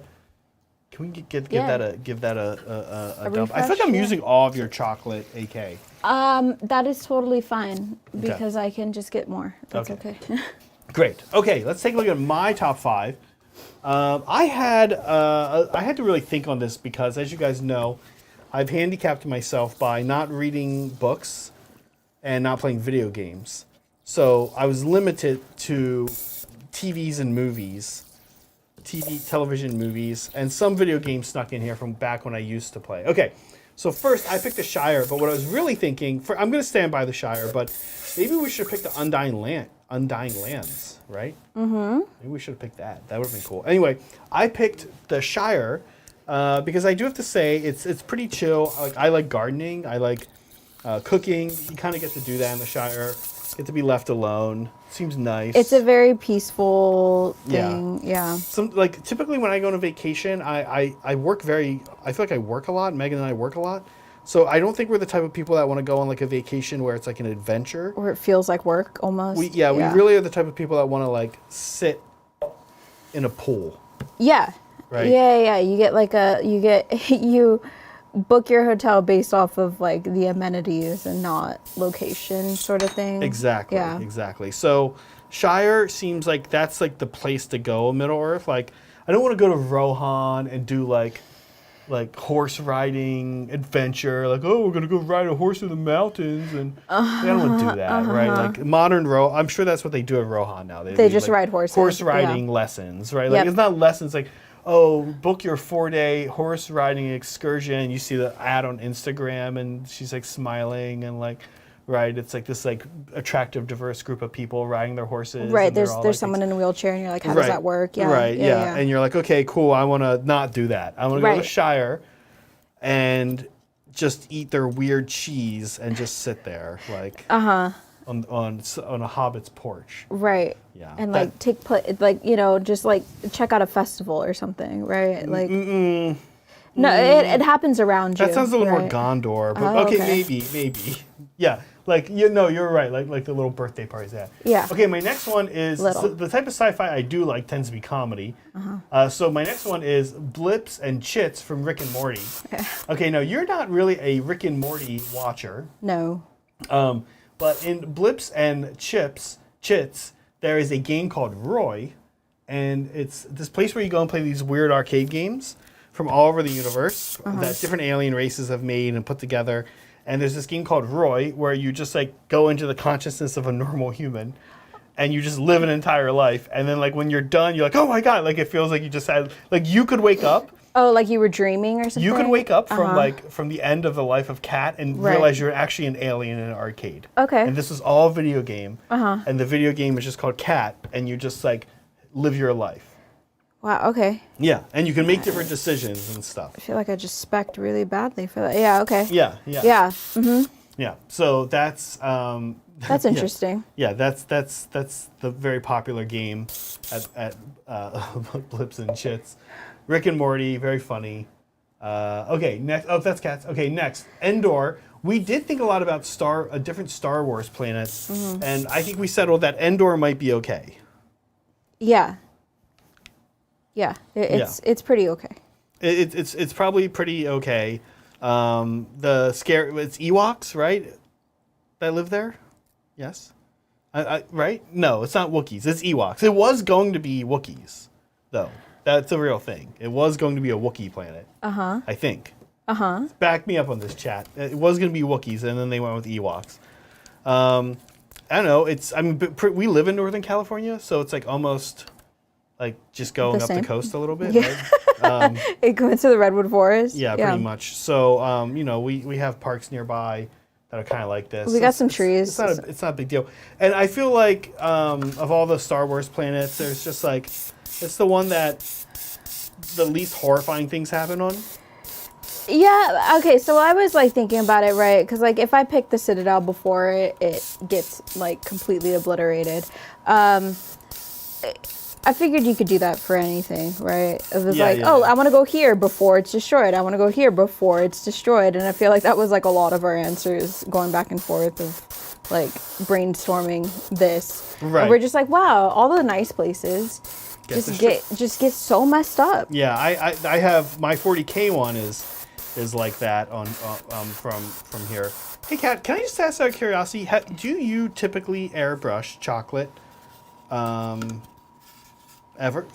Is this a color you airbrush? Because this color hates my airbrushing. No, this is not a color I typically airbrush. Yeah, I do like the color. It is nice, but it really hates going through an airbrush. I've used a lot of the AK line. Yeah. This color is like just hates me right now. I gotta say, it's like weird. I've not had an AK fight my airbrush this so hard. much. Yeah. Yeah, that's fair. I'm getting through it, but I don't know, I'm fighting it a lot. Okay. I'm It would be like, here's sorry. what I would say. If I was painting an army, I'd be like, this isn't gonna work. I'd figure something else out. right. I'm almost through this, so I'm kind of like powering through, but we've all been there, right? Where you're like, okay, I can power through a little bit more of this. Yeah. But I'm kind of wondering what's going on here. Yeah, maybe you're the mix master. Like I said, I don't normally do that. I typically just like squeeze as much thinner into it as I possibly can. Oh, okay. And Into the thin it out bottle, that and then way? shake it, and then just do that. Yeah. Okay, I think I have one more. Yes, oh no, two more. Okay, one. If anyone has ever played Final Fantasy VII, I know a lot of you have. I was about to say at the end of the first disc, because I was thinking of the original one back in the 90s when it was 2 discs. It might have been 3 actually. You go to this place where it's this city called the Forgotten City, and it looks so cool. It's like very coral looking. This is where Ares, spoilers, gets it. This is where I think you meet Sephiroth for the first time. It's very cool. And just a beautiful place. And the music in it is very awesome for the game. I always remember being like in high school and playing this and being like, oh, this place looks so cool. And it would definitely be a place I would want to visit. And I don't know in general that there's a lot of those types of places in Final Fantasy VII. But there's some I don't know about 7, but there's some like really cool Final Fantasy cities and stuff like that. I think my main thing for not playing Final Fantasy was like it was just such a grind. Yeah, it's a thing. It's a lifestyle. Yeah. It's a lifestyle for like a summer. Hey, what are you doing this summer? Oh, I'm going to study pottery making in Spain. Oh, cool. I'm going to Costa Rica and I'm going to work and help, build houses. Yeah. Build houses. Oh, I'm going to be playing Final Fantasy VII. Oh, okay. We'll see you next year. Yeah. Yeah. That's kind of how a Final Fantasy game shakes out, right? Okay, yeah, this absolutely hates me. So here's what I'm going to do. I'm going to try with thinner instead of water. Okay. And see if it likes that a little better. Yeah. My last one was Prospero. Now, you guys noticed, as we said, and 40K fans will know that there aren't a lot of places in 40K you'd want to go to. Actually, be curious, chat, if there are any places in 40K you would go to, you guys would go to, because I thought long and hard on it. I was thinking like a craft world might be cool. Then I was kind of wondering which craft world would be the coolest. I play Simhan. I don't think I'd want to go to their craft world. They're kind of insane. And I was thinking about the other Eldar, and Simhan is like maybe the least weird one in some ways. The rest of them all are kind of, I don't know, they're a little spooky. I felt like it might be too spooky to go to a craft world. So, chat, if you can think of a place in the 40K universe you would go to, I picked Prospero. If you guys read any of the Horus Heresy novels, and you read either A Thousand Suns or Prospero Burns, you'll know that it's pretty cool for a world occupied by the Imperium. It's nice. It's like actually a place you might want to go to. Of course, as Kat mentioned, it gets destroyed, which is sad. But I do think, I don't know, I do think it's kind of nice. After it gets destroyed,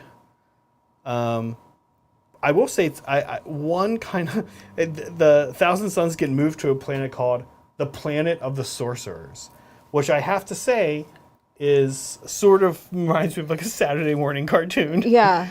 Like Prospero is like really cool and developed, and it has like all these interesting components, and they're like, okay, now you guys live in the Planet of the Sorcerer. It's like they had to like just very quickly come up with a name for something. Yeah. Okay, let's see. The Black Library. Badger Mean tosses out Black Library. We were talking a little bit about the Black Library being a place that might be cool to visit. But again, like when you're in the Black Library, I feel like one of two things are happening. Either there's Harlequins there who are just going to annihilate you, especially now, given the current meta. Like you have no chance. Or there's like Ahriman's trying to break in, and he just like breaks in and murders everybody in there. So there's like one of two things that could really go wrong on your vacation, I feel like. Yeah. To the Black Library. Or you're going to read some book and it's going to turn you insane because you're going to be like, oh my gosh, this is how the universe works. Your head's just going to explode. Like, I don't know, Badger Mead. We did talk about the Black Library. We also talked about anywhere in Tau space. Like maybe a Tau planet. Could be. I actually imagine it'd be a little on the boring side. I doubt the Tau. The Tau, I kind of imagine, like, don't have, like, a good... Like, I doubt they do cocktails. I doubt they drink, really. They seem like it's, like, efficiency kind of a society. Oh, okay. Like, I want to be able to... I don't know. That's, like, my one gripe against Hawaii is you really can't get a good cocktail in Hawaii. So, I don't know. I kind of imagine that's the problem with the Tau, visiting the Tau. Like, I bet you the food is kind of like, it's like a few different... It's okay. It's probably okay. It's got the sustenance you need, but like, does it really make you come alive? Yeah. So anyway, I don't know. I feel like the 40K universe, not super rife with places you would want to go visit. Right. Okay. Thinner. Here we go. Let's get some thinner. Try this. The water technique with this chocolate, and my airbrush was not working. But you know what? It's important to try things. Yeah. And now we know. Okay, so I just add some thinner here. Can't even begin to tell you guys how badly I just want to dump this into the pot, but I'm not going to. Although I probably should have, because I think I'm going to empty this pot out. It's fine. Okay, so here we go. Hopefully this will work a little better. I'm pretty close to being finished. Actually going to give it a more robust mix as well. Oh yeah, it's got that thinner smell. Okay, let's see how you're doing, by the way. We'll do a little shoulder view. Yeah. Ooh, that's coming together quick. Talk to us about how you're doing the water. So the water, I mixed together some Ducat blue and some gray blue. And it was just a rough mixture. I airbrushed the waterfalls just so I can get some like even coverage and stuff. But I didn't want to airbrush inside here because I didn't want to have to like clean up a bunch of stuff. Oh, I see. But yeah, this is all very like gray. It's got some overspray from the Typhon ash, which actually is kind of helpful a little bit. Because it does the highlight. Yeah. I love that. And then I'm waiting for some spots that I touched up to dry.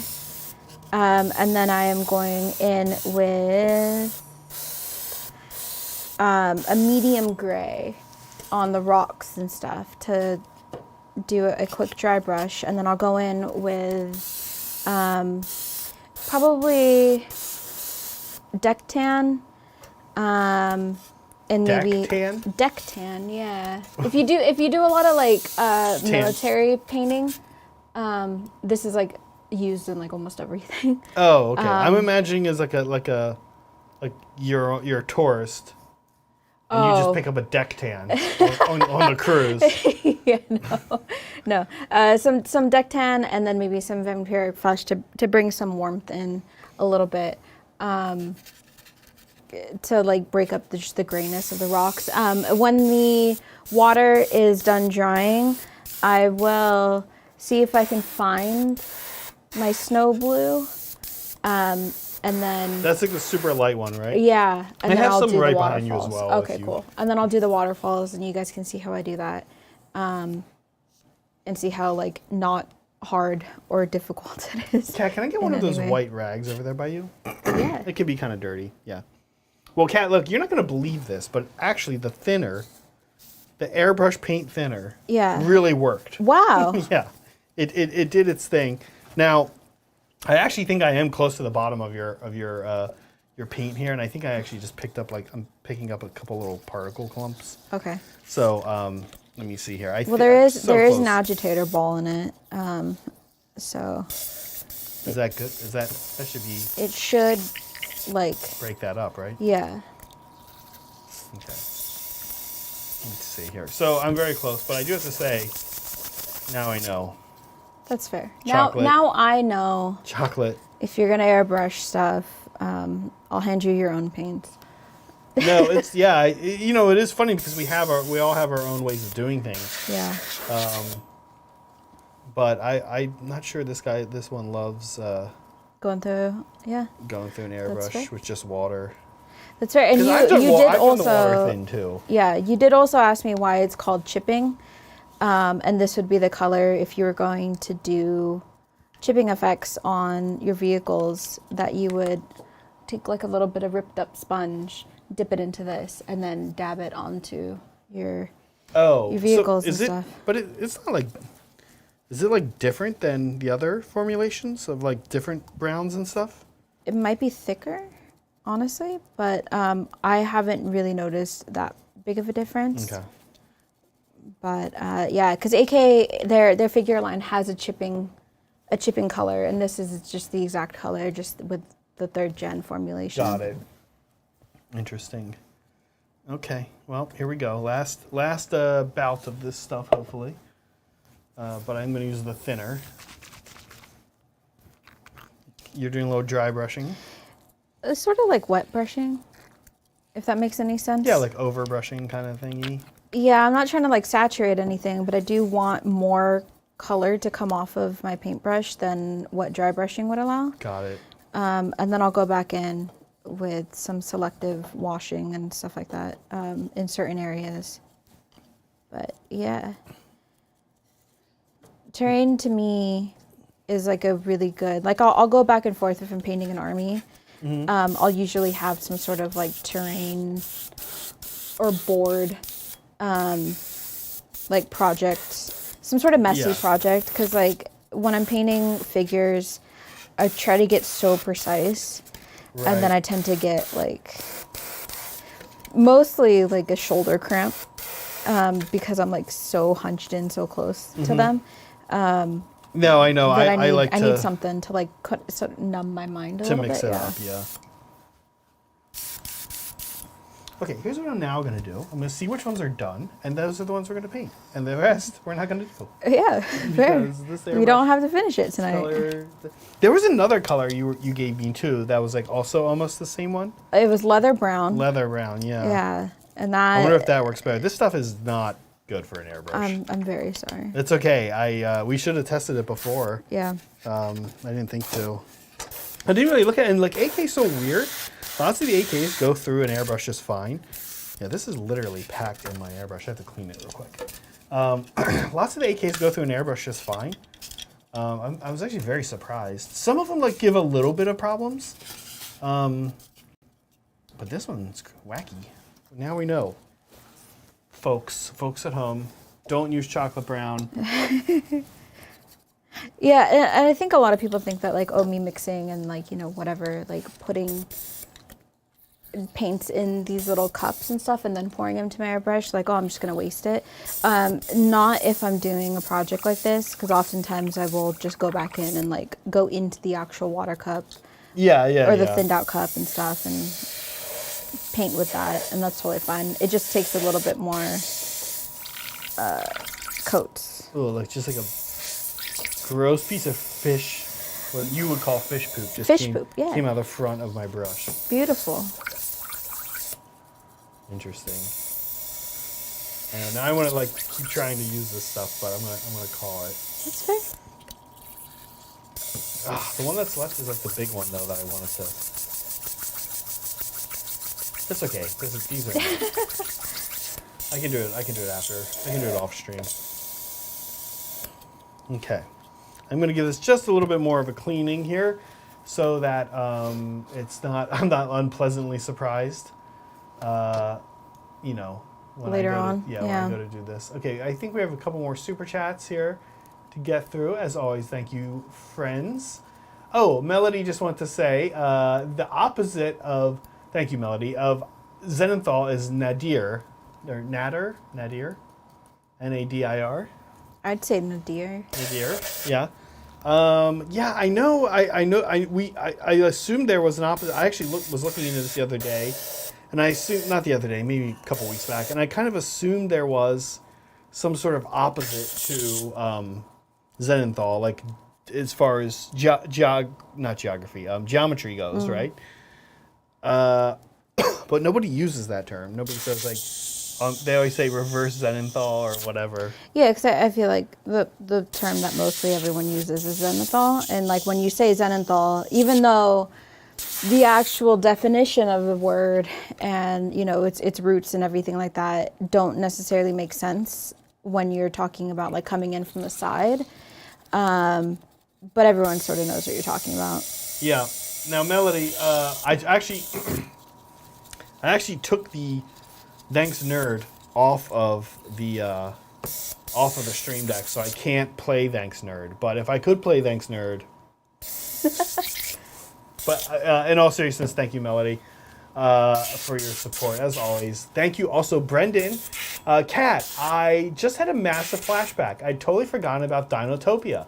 I've had a deck prism on my bookshelf forever, and I couldn't remember what it was related to. Something about a sunstone. Do you know what he's talking about? Yes. What is this? Gosh, I haven't seen or read Dinotopia in so long. But the sunstone is like, so it's this.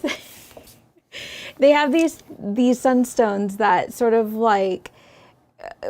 Not a barrier, but sort of like these auras or whatever, where if the sunstone is dying or whatever, they have like this huge one, and they have little small ones that are scattered about the island and stuff, and it keeps the evil dinosaurs away. It keeps the storms from like destroying the islands and everything like that. It's just this magical like thing that protects like the nice people of Dinotopia, and like it's supposed to be a utopia, but like of course it's got to have a story, and so sometimes things go wrong, and the sunstone is failing, and like that's a big thing. So yeah, but then you don't find out about that until like these guys are like fully indoctrinated into the Dinotopian I'm sorry, society. is this just one book, or like what is the extent of Dinotopia like? I think it's a series. I'm not entirely sure. The book that I know is like a big fat chunky one, but they used to do this thing, and I'm sure they do it now, where like they'll take like a whole series and like then just bind it all in one, and then you just buy that one thing. Mm-hmm, okay. So that's what I know of it, but I don't know if it's like Dinotopia, a whole thing. I'm pretty sure it's a whole thing, because like even in the movie, it's like it's like these two brothers, and one of them is like really ornery and like doesn't like being there, and whatever. The other one like doesn't feel like he belongs in normal society. but he fits in at He fits in Dinotopia. Dinotopia, and he's finding his own thing or whatever, and so he loves it there. And like the other one just wants to go back, and da da da da da. So do they fight in the end? Oh, no spoilers. No, like the other brother isn't evil. They just have different viewpoints. Like one of them wants to stay, and the other one really, really, really doesn't. And the other one also feels like their dad's still alive. The other one's like pretty convinced that he died in the plane crash. And Where could people learn more about Dinotopia? just watch the movie. Watch a 3-hour movie. I like it. I used to want to watch it all the time. You and sound like you're defending it, though. Yes, because my sister hated it, and she like never liked watching it. She was like the one other. She was the cool brother, and I was the nerdy younger brother, and that was totally fine with me. But she never wanted to watch it, and so it was always a fight, because of course we only had one TV. So like, yeah. Oh my gosh. Yeah. I'm defending it. I've heard a lot of people don't like it. I've heard a lot of people do like it. I think it's amazing. But yeah, now I kind of really want to go and like rewatch it. Yeah, well, I'd say reread it, but I'm currently in the middle of a book series right now. And so I don't want to mess that up. Okay, let's get a view how this is going. Oh yeah, this is coming together pretty quick. Yeah.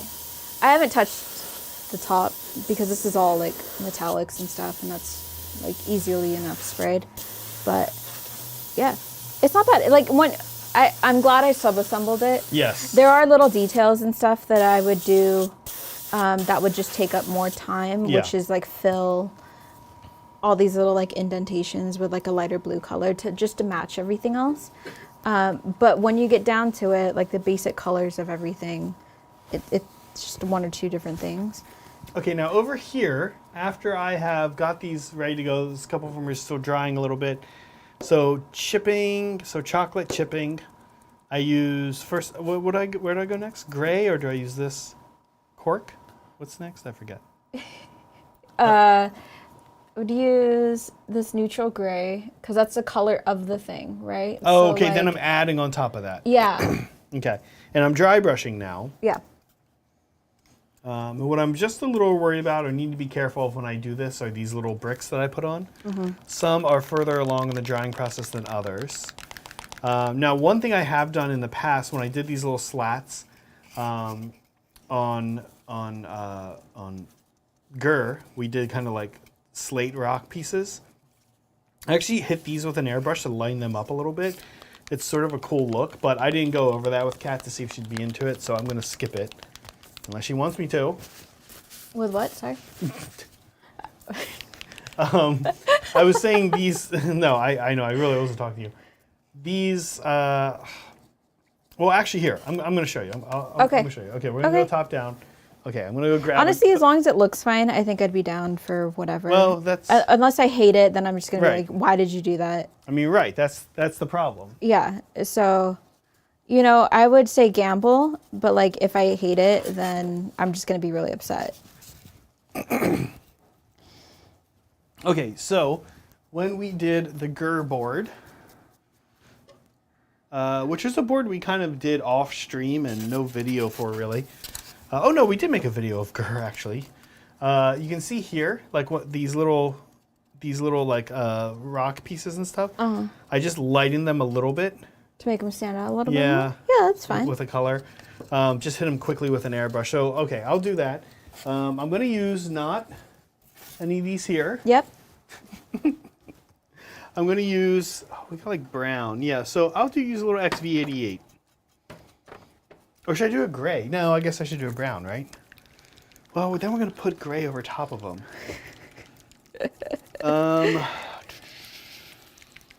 Let's do this. I think this will still be, I think it'll still work. But we'll find out. So I'm going to use a little XV88. Hopefully this goes pretty quick. And just going to lighten these up a little bit here. Oop, almost, oh, too quick. Oh my God, now what is going on? Your airbrush is too clean. Yeah, it's like being funky here. All right, I'm gonna steal your snow blue. Oh yeah, do you see it back there? Yes, I do. Okay. So just giving the areas right on the rock a little bit of light.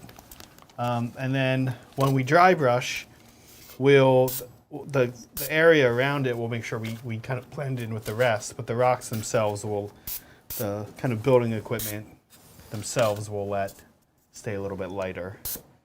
I know it looks kind of weird and terrifying, like what, that doesn't look good. You're just blasting the rocks with this. But with everything that's going to happen to him after. No, I trust it. Because like the thing that I like about terrain and vehicles and stuff like that is like if anything doesn't look good, Yeah. you can just weather it. Yeah. And then it looks fantastic. And then everyone goes, how did you do that? And you're like, well, it's actually this really complicated process of just Yeah. mushing paint Right. onto it until it looks good, and then you're done. Yeah. Okay, we're going to zoom in on you at work here. Oh, okay. Can you hold it? I know.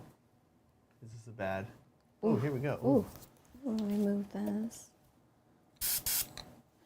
Okay, so I'm using a pretty big brush, and it's not like a fancy brush or whatever. I just picked it up like in like a pack.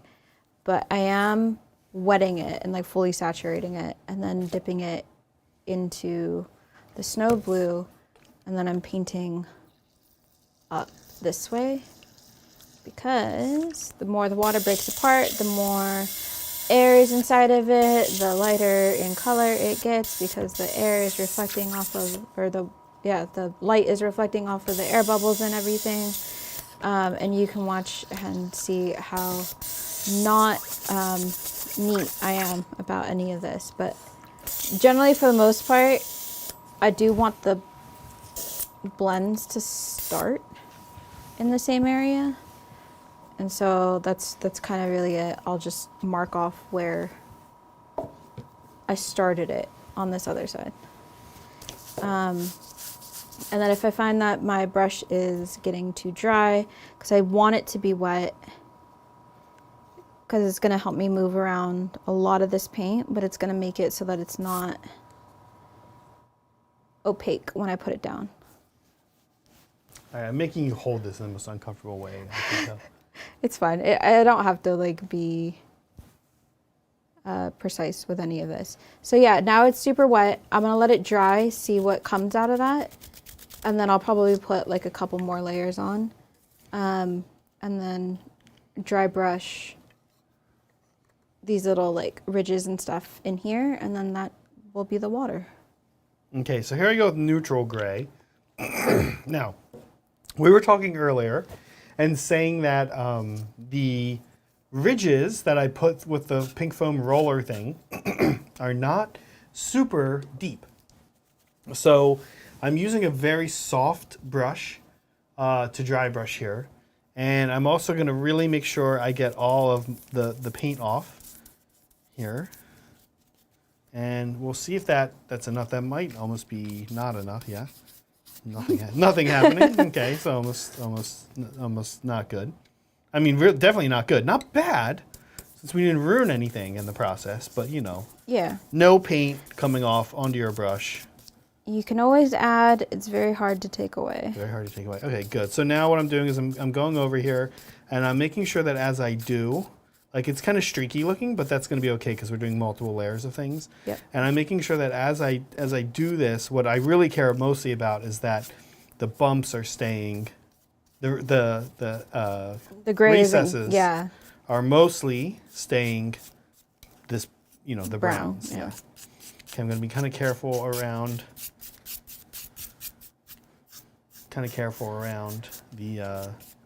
the rocks I put on, mostly because I'm not sure how super glued on or how much the glue is set yet. Yeah.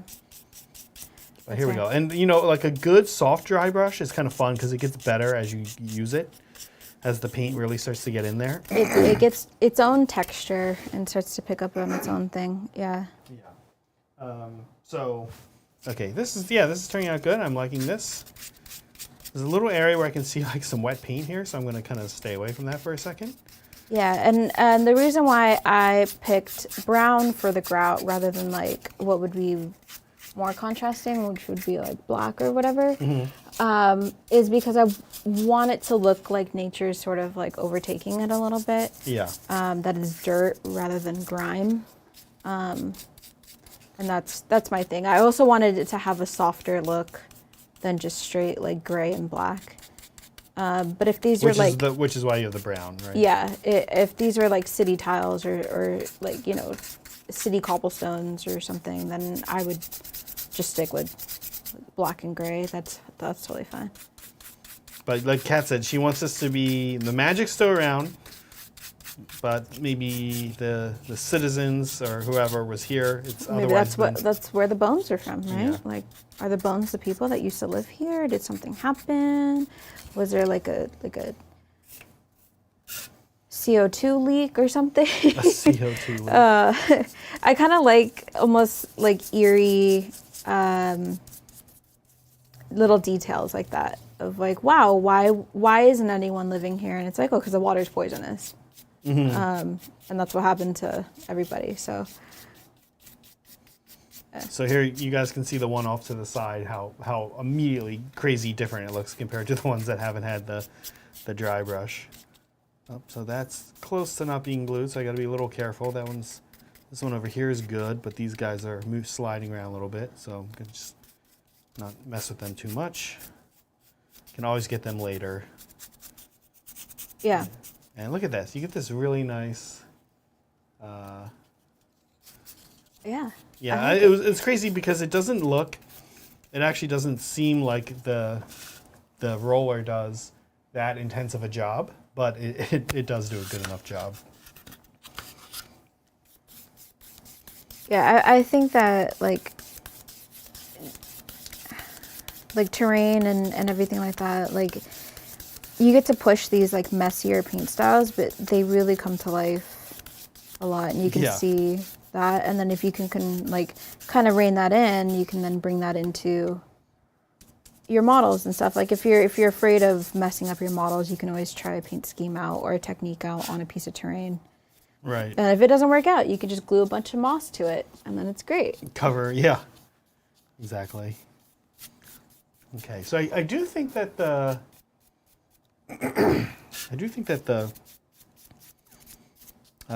lighter XV88 comes out on the rocks, so I'm kind of glad we did that. Ideally, guys, I would definitely say one thing I'd be doing differently if it wasn't on a stream. We do this often on the stream when we're pressed for time with something, is I probably would wait.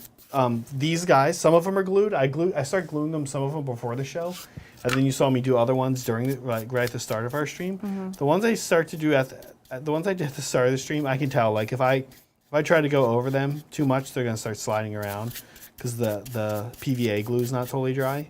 So honestly, I just would do it like the next day. Yeah. Or like 6 hours later or something.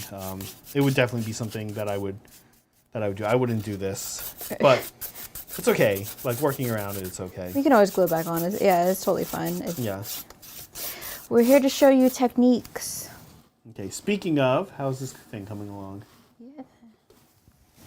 Ooh, look at that. So you can see here, this one definitely had more watered down paint than anything else, but I want like a cool blend going on. And then all these bubbles and stuff, they'll pop. I'm not like super worried about them. Because mostly everything that's going to be down here is going to be this lighter blue color. And then if you don't have like a super, super light blue, white totally works as well too. Because really it sort of just looks white anyway. I just like that it has like a sort of blue tint to it. It's kind of crazy. These ones over here I'm doing, it's kind of crazy. Like the board we're making here, that your vision for this board, this like looks so. This like actually does kind of look grim dark right now. Yeah. Like it's going to look okay because we have so many more layers left to go on it. But it really does look the brown and the gray. Yeah, this is like if we were doing 40K, like Imperial, like Imperial Sanctuary City or something like that. We'd probably stop right here. This is like, look at this. You guys can see from the top down. We'd have some cleanup and some other weathering and stuff to do that we'd probably do to it. But like, this might be it. Like as far as the coat's going. Yeah. No, and I think that that shows a lot, right? Of like, it's just all about like little details and stuff that like make something really truly come to life and sells your story. Yeah. Right, like this fountain is nice and bright and airy and blue and, you know, whatever. It's got these waterfalls on it that definitely sell the whole like pretty, serene sort of look to it. But the staircase leading up to it is just sort of like a staircase leading up to it. And in order to really tie that into this, right, that's where the moss and the grasses and everything come into play. Yeah, now, I kind of missed the process you did on the staircase. Is the staircase kind of similar to what I'm doing here? I didn't put the brown in. Okay. Yeah, I actually airbrushed it, the same color that you're using to dry brush. The neutral gray. Yeah, I airbrushed it that, and then I dry brushed it this lighter. Well, that'll be interesting to see how the brown changes it. And I think it'll be cool to see the two next to each other. That you'll be able to spot like some similarities, but not all, not others. Very excited. Very excited to play on this board. I'm excited that it's a thing, because it's sort of. I painted the shrine like a while ago, and it's just kind of sat with the trees in a little bin because I've been afraid to let anyone use it or touch it or whatever in any way, shape, or form. Oh man, Kat has not watched the stream where Adrian plays then. Oh no. I mean, it's a joke that he like breaks terrain, but he really doesn't. It's fair. I feel like I put enough glue on everything to make it like pretty solid. Yeah. Unless you're like holding it up by like a tuft, then I think it's pretty okay. No, I mean, this is looking so cool. Yeah. One other piece of thing that like what this reminds me of is I don't know what his name is, but he's one of the fish dudes that has like the cape that's like a big wave. Oh yeah, the Eidolon. Yeah. The fish dude from Thiepken. Yeah. It has the. Yeah, that came out, and I was like, wow, dude, Games Workshop is getting so, like, crazy with their details and everything. And then the Luminath Shrine came out, and I was so happy. And then when they unveiled this, it just, yeah, it makes me happy that they're, like, putting some more time and effort into some really cool stuff. I know 40K people feel a little left out. Yeah, I mean, I think that's, like, something people are always saying, like, the Sigmar line is just like so beautiful. The 40K line is cool, I think, is like the word you use, but like the Sigmar line is just like utterly beautiful. The terrain, the faction specific terrain is such a cool feel to it. Yeah. Which I thought was really cool. Everyone was like, well, that's terrain for like a specific faction. I'm like, but like, can you use this as just like a table piece? That's fine too, right? Of course, yeah. Okay, so I'm kind of curious what you have left. I know I still have a few more layers here left. Mm-hmm. What do you have left? Check in here. Yeah, I'm gonna make like a little wash out of the chocolate. Okay. And then cover into the Reese's. Oh, okay. Well, actually, then I will. But that's thinner. That's fine. That's fine. Because I'm not gonna be super precise with it. Okay. But yeah, and then I'm gonna wash into some of these grooves here and stuff. Hanging around, making terrain, very fun. Yeah. Actually, Brent and I always used to say that, like, a big thing you can do is this. I don't know. This is why I'm always like telling people like a good, awesome group investment for you and your group is a pink foam cutter. Now I cut a lot of this. Actually, I cut all of this with the table cutter. I have a Hercules. The other one that people like is called a Proxen. And they're like $120, something like that. But honestly, I think it's worth it, especially if you want to invest in one together. But otherwise, even just the Woodland Scenics, like $40 one, the hand one that you guys have seen me using. The hot wire. Yeah, the hot wire one. Now the table one is also a hot wire, worth pointing out, but it's it's on a table. It's like the table saw equivalent of a hot wire. Yeah, you gotta have a whole setup for it. You gotta have the table space for it. It's not portable. No, it's oh no, this guy came off. Okay, yeah, it's not super portable. It's not portable like the hot wire. Oh no, it's right here. As I say, I keep knocking this one off. This brick not dry enough. This little guy is though. Over here. Nope, definitely not. This one's pretty bad actually. Yeah, it's not super portable like the little the hot wire handle one, right? Yeah. But it's, I mean, ever since you've gotten it, you've put it to a ton of use. Yeah. You can. I don't know. I'm like in love with it. It's like my favorite hobby tool probably currently, for sure. So totally recommend checking it out if you have a group that might want to go in on it to make terrain. If you can afford it on your own, I really think it's worth it. Like, 120 sounds kind of steep, but if you plan on making a lot of terrain, it's very worth it. It's an investment. Yeah. Yeah. Do you need it? No. Is it useful? Yeah. Is it fun? Definitely. It's probably the most fun. I don't know. Airbrushing is pretty fun too.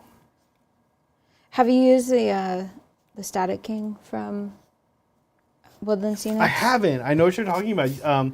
There was actually one on the shelf at the San Jose GK. In the mall. Yep. For a little while. It's not there anymore. Yeah. What do you think about it? Do you like it?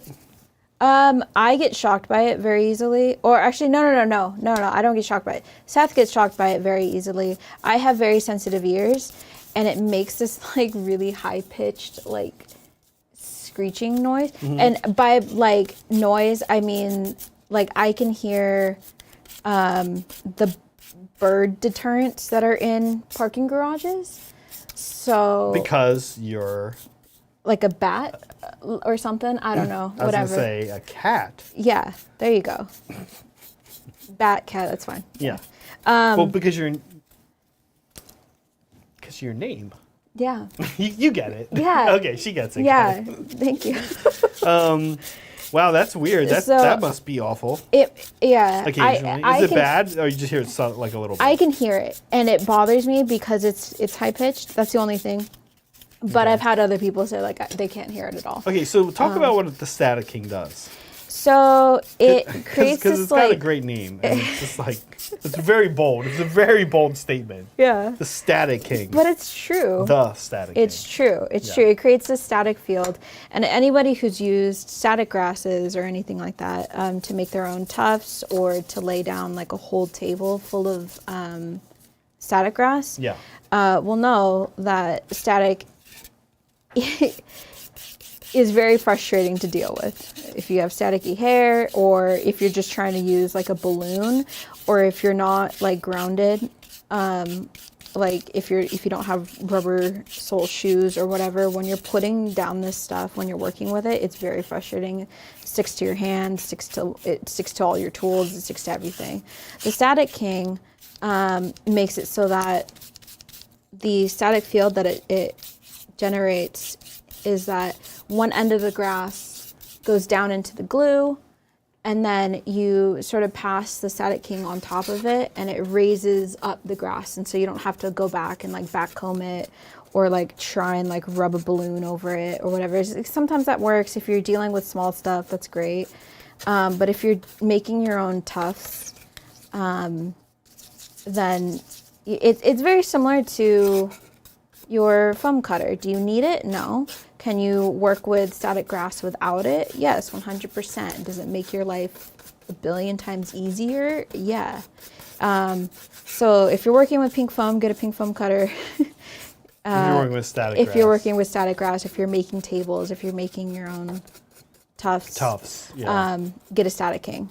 You can make your own Static King if you know how to like do all of that, but Is that worth? The Static King's not even that expensive. It's like it's $100. oh, it's $100. Yeah. Oh, maybe, Yeah, maybe so it is okay, expensive. that is- okay. Yeah. I thought it was like 20 or 30. No, it's a big tool. But you can make your own. That's totally fine. And I know that there's like tutorials on how to make your own and stuff. I just like the Static King. It's more portable, and I like the chamber and like the sifting mechanisms that more come with portable it. than like if you make your own. Yeah, in some other cases, I've seen other people make their own, and it's just like kind of big and clunky. But yeah, I like it a lot. As we're speaking of like more niche, more expensive, slightly tools, on the pricier yeah. side tools to use. Yeah.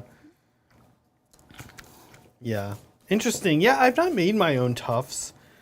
I guess I feel like I've always been able to get tufts that I want. Yeah, but someone who has recently fallen in love with the tall grasses, Yeah, that's you true. can make much taller, longer tufts. true. You can make like cattail tufts and stuff, and you can make a bunch of them like super quickly with the Static King, and then just have them on a piece of parchment paper, and then bring them out when you wanna get that. You can do your own blend of colors and stuff as well too. It just makes things much more customizable. Now there are companies like Gamer Grass that have really cool stuff, but you know, before this was available, you kind of had to make your own. And I do find that having a Static King lends itself to more customizability. Just very similar to having like the hot wire cutter Yeah. and stuff. You could just be more creative, and it Right. kind of loosens the reins a little bit. Interesting. Yeah, I should, I don't know, maybe I should get into like making, even like you said, like I use those tall ones, right? Okay, how's it coming along over there? Great, honestly. Let's get a check-in. Ooh, see how she's doing. Oh, looking nice. Yeah, so since you so kindly thinned out a bunch of this chocolate paint for me, I'm just using it as a wash. I'm not being very careful with where I'm putting it, Okay. and then I'm just wiping off. This is very interesting. I'm actually very surface. curious to see how these two then look, because in a way I did the opposite, right? Yeah. First I did the chocolate, then I did that. Yeah, I'm kind of curious to see. yeah, how- because this is stacked brick, I wanted the recesses to be a little bit darker, which is why I primed it black, and then I airbrushed on very lightly the neutral gray. Yeah. But I do want some dirt up in the crevices and stuff, and I'm also focusing more towards the bottom, like where it would touch the dirt, or like where, if there were people around, or if there used to be people around, where they would touch it, because that's essentially sort of where the grime would collect in a way. But yeah, I'm not being very careful at all whatsoever with this, but because it's so watery, it's actually lending itself very well. I mean, that's kind of how terrain works, right? We know that. Yeah. Terrain's very forgiving in that way. Oh man, I'm really into this, having pressed the sides of these. Yeah. I had not done that in a previous like test I had done. And wow, it is like so big. A world of difference. Yeah. And also I really like the thin cut. Versus the thicker. The thicker's cool, like it looks elevated, and I especially like it with, we were talking about building like these steps, right, to go up it and stuff. So I do like that we can do that with this.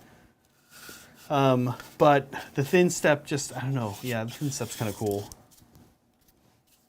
Sides, yeah, man. I don't know. I think I might be in love with my pink foam table Even more? Even more now that I've talked about it and not had really any input from anyone else, but just sat here and talked about it by myself. Yeah. I mean, that's cool though. Yeah. Yeah, I like the Static King. Are we comparing the Static King to the Hercules? Maybe. Is this happening? Maybe. I don't know. At least the Hercules doesn't give off this high pitched like. That's so weird. Noise. Not everyone can hear it though, so take that with a grain of salt. Not everyone can hear it. I've had people just say that like, yeah, I can kind of sort of hear it, but if they're listening to music, then like you can't hear it at all. But that's so funny. Yeah, it's become a thing where like I can hear it from across the room. But yeah, sometimes when I walk in, you might be aging in a Benjamin Button style fashion and getting maybe like my hearing's becoming more acute. Yeah, maybe. Is it possible you're a werewolf? Maybe. I don't know if I would tell you if I was though. Yeah, do werewolves know? I don't know how werewolves work so many different ways. I don't know how they work. Do you know you're a werewolf? Would you know you're a werewolf? Wait, you would tell me if you're a werewolf, right? If I knew that I was a werewolf. Is it like a cop? Do you have to tell me? You have to tell me if you're a werewolf. But what if I don't know? Like, what if I don't know I'm a cop? Right. Yeah, what if you don't know that you're a cop? Yeah. So, I don't know. If I knew, though, I don't know if I'd tell you. That would be kind of a cool premise for a sci-fi movie. Like a cop who can do all this, like, dirty work because he doesn't know he's a cop. Wasn't that kind of like Moon Knight, though? I don't know. Like what? Moon Knight? Shit, I don't know. Do I know what that is? Sounds like I don't. I'm gonna say it sounds like I don't know what that is. It's a new Marvel like thing on Disney Plus. Right with Oscar Isaac. Yeah. Oh yeah. I don't know. I haven't watched it. I don't watch whatever Marvel crap is coming out on. Yeah. I'm just kidding. God. I haven't watched it either, but I know what Moon Knight is. Like Moon Knight is it's like sort of like an alternate personality type thing. So he's a cop. It's like he's not a cop. He's a vigilante. So kind of like a cop, but yeah, he I don't know. I would just say watch it, but yeah, I'm not gonna watch it. But I don't know. I do like Oscar Isaac. Fair. But yeah, I'm not gonna watch it. Guys, I'm not gonna watch any Marvel thing ever. Because I already have, because I've already seen one of them, and then I saw another one and they're all the same. Okay. I'm gonna get raked over the coals for this, I know, but Mega's in chat, she'll defend me.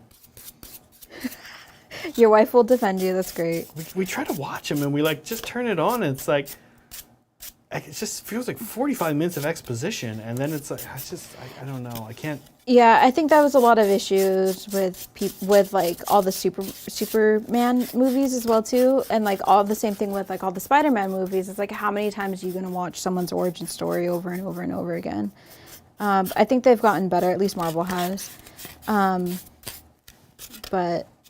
yeah, no, I mean, it's not like I'm a huge Marvel like cinematic universe fan. I watch the movies on planes because I don't have anything else to do. Yeah. Okay, question. No, we don't think we're better than you then. I literally just don't know what's going on in any of the Marvel movies. I'm just like, why do we care? What is happening? Why is there so many? I think it's cool. Why are there so many like government workers in like weird buildings talking to superheroes? Wait, can I ask real quick? Yeah. What do I do next?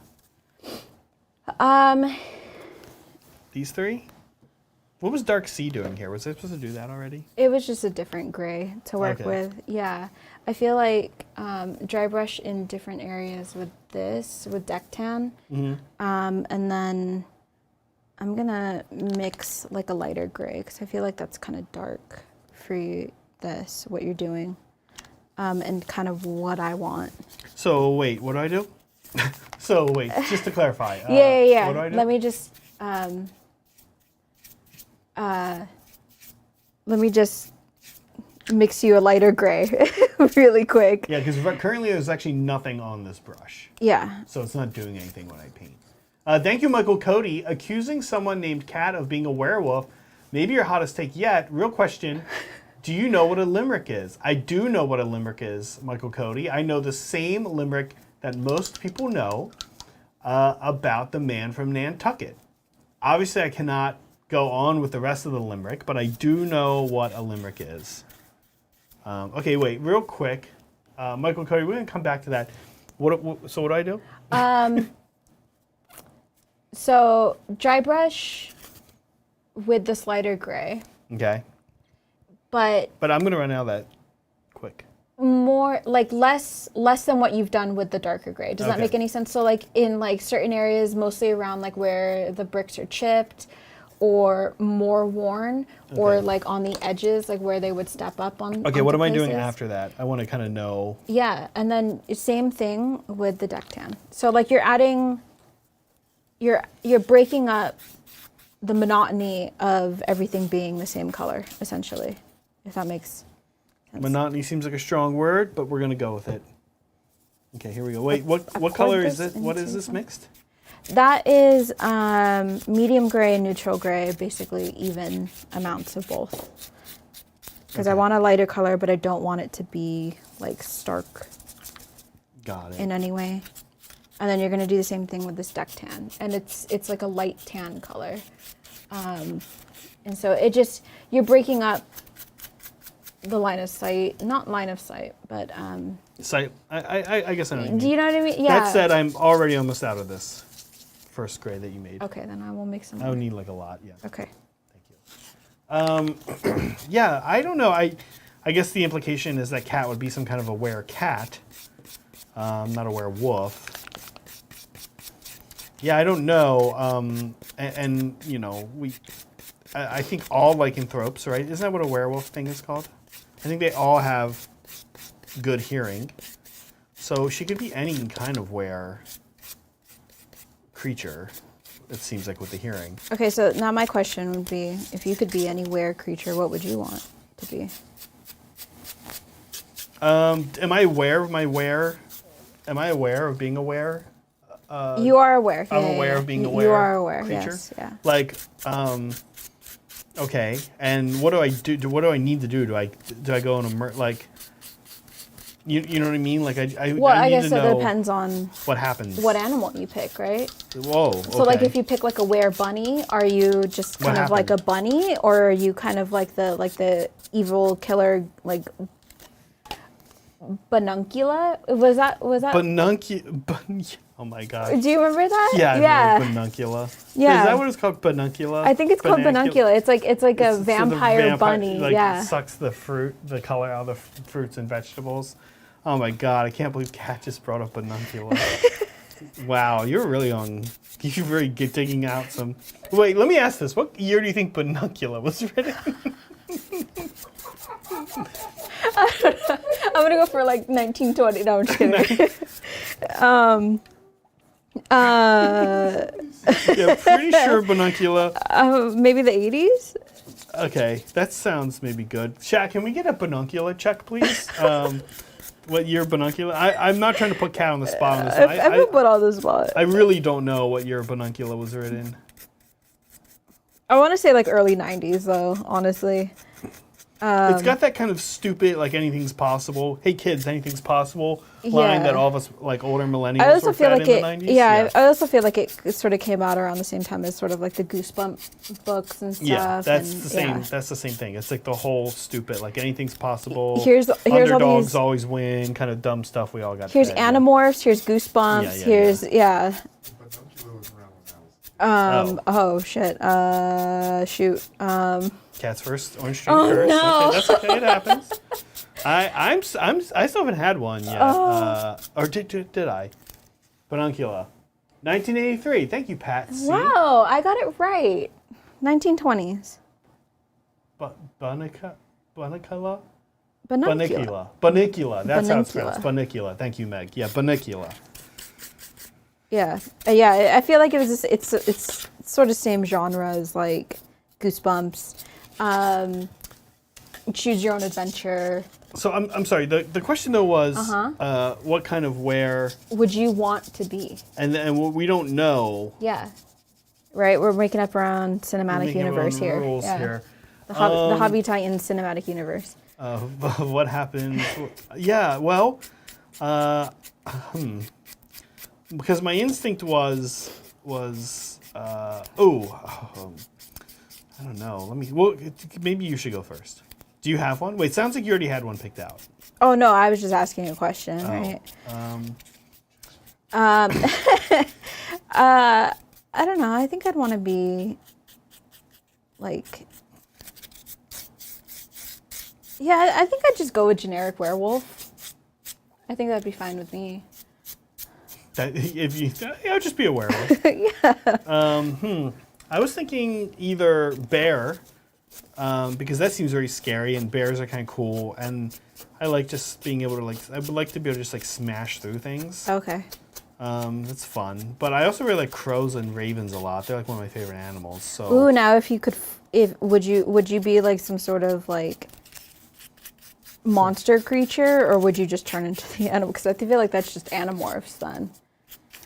Kat, I have no idea. You're making this up each step of the way. Yeah, I have no idea. Well, I'm just really, hanging on at this point. Really, where this is coming from is I played a game of Betrayal at Baldur's Gate, and I was this like super old wizard man, and I got bit by a were-rat, and I was really kind of disappointed it was a rat. Yeah. But the more I thought about it, I was like, I could do something with this. It's fine. And then I got into it. So you got into being a were-rat? Yeah. It was also kind of sad because I really wanted to be evil after that, because the whole rules were like, oh, if you like damage a character, then they become like a were-rat as well too. But I wasn't evil, and that was disappointing. I think I would have won if I was the evil person. Yeah, I don't know. I guess I haven't thought enough about being a were creature and the rules. That's fair. I think that's totally now the other fair. question is, what do you like better, vampires or werewolves? And werewolves and friends. Are you on team? Bunicula, 1979. Interesting. The plot thickens. Okay, are you on team? Team Edward or Jacob? Yeah. I don't know who's who, so you'll have to tell me. But Edward's the vampire. And Jacob's the werewolf? Jacob is a werewolf. And actor-wise, Robert Pattinson is... the vampire. Okay, and who plays Jacob? Taylor Lautner. I might know who that is. He's, I would say, more of like a Disney Channel, like... Yeah, but you know what? All these like young actors are so good nowadays. Like when I was a kid and there was like a young actor, like all the kids in Home Improvement grew up to be horrible people and actors and did like nothing with their lives. Now, like every young actor, like really like is awesome. Like they go into like do really cool stuff. Zac Efron, Robert Pattinson, he's been in all kinds of cool stuff. Oh man, there's a really cool Robert Pattinson movie called The Lighthouse. It's him and Willem Dafoe.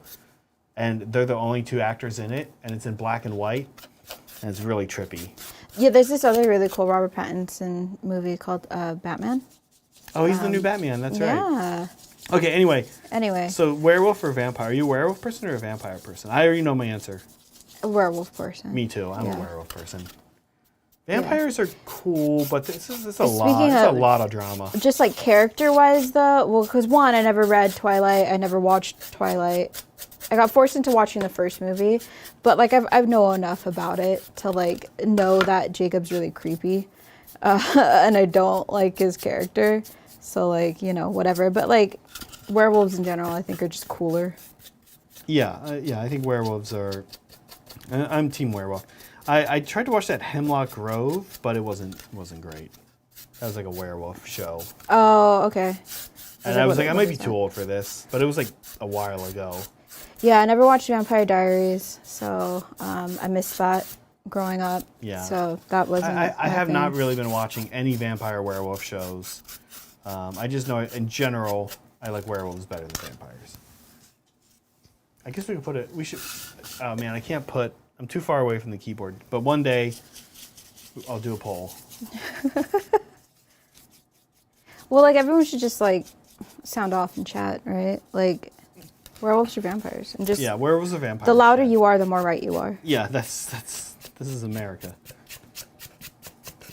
Oh my gosh! So how are you? How are you doing? Oh, good. I feel like we haven't had a good check-in. We mostly just there we go. Yeah. Yeah, we'll do this for you. Oh wow. Yeah. So some of it dried a little bit translucent, so I'm just putting, like you could see there, like you can really see the dark blue underneath. Yeah. So I'm just putting another layer of the light in. And like really what I want is this bottom piece to be basically just the snow blue, and then to have a sort of gradient. I love snow blue. Snow blue, and then what's the other one? White green or green white? Yeah. Those are like two of my favorite AK colors. Is it just because they're like a one step away from white? Yeah, I find those colors very useful. Like honestly, the titanium white ink, like I've talked to you about this before. I wish there was just like a line of that, all very slightly tinted. Like very slightly tinted, like insanely slight, like this, like this color, or like the green, just like really, really ever so slightly tinted, but basically a white. You wouldn't want to have to make that yourself?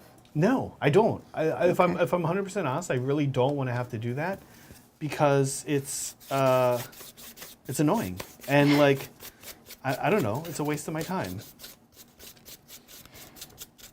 I guess my next question then would be like, what applications or when have you felt like you needed something like that? Well, so I think it kind of helps, just like, I get that the white, like the titanium white is great, it's translucent enough, I'm loving it, I'm going to keep using it, but like, I sort of like my arm, like right now with the Daughters of Cain army, there's a lot of purple going on in it, and so if there's one that was just like ever so slightly purple, I'd probably be using that instead of the neutral one, because I like the idea of like an army sort of having a color to it, if that makes sense. Like, yes, there's greens, there's turquoises, there's all kinds of other colors going on, but I want there to sort of be an overarching like color. Right. Does that make sense? Yeah. No, yeah. And that almost goes back to what Broken Chef Full Circle was asking us earlier today about, like, and you were telling them about color palette stuff. Mm-hmm. For me, I really like my terrain and my army to be like, it's this color. Mm-hmm. Like, I like to, in this way, almost like monochromaticism, right? I like to be able to say, like, it's this color. Now, there will be a lot of other stuff hidden in there. But that's, I don't know, that's like a style. It's a style choice. Mm-hmm. But I like the style choice of being able to say, like, oh, yeah, I want my army. This is my purple army. This is my red army. This is my green army. This is my purple board, right? My blue board, blah, blah, blah. So, I don't know. I get you. I think of one major color and then, like, accents. It's kind of how I work. When it comes to color palette, anyway. Right.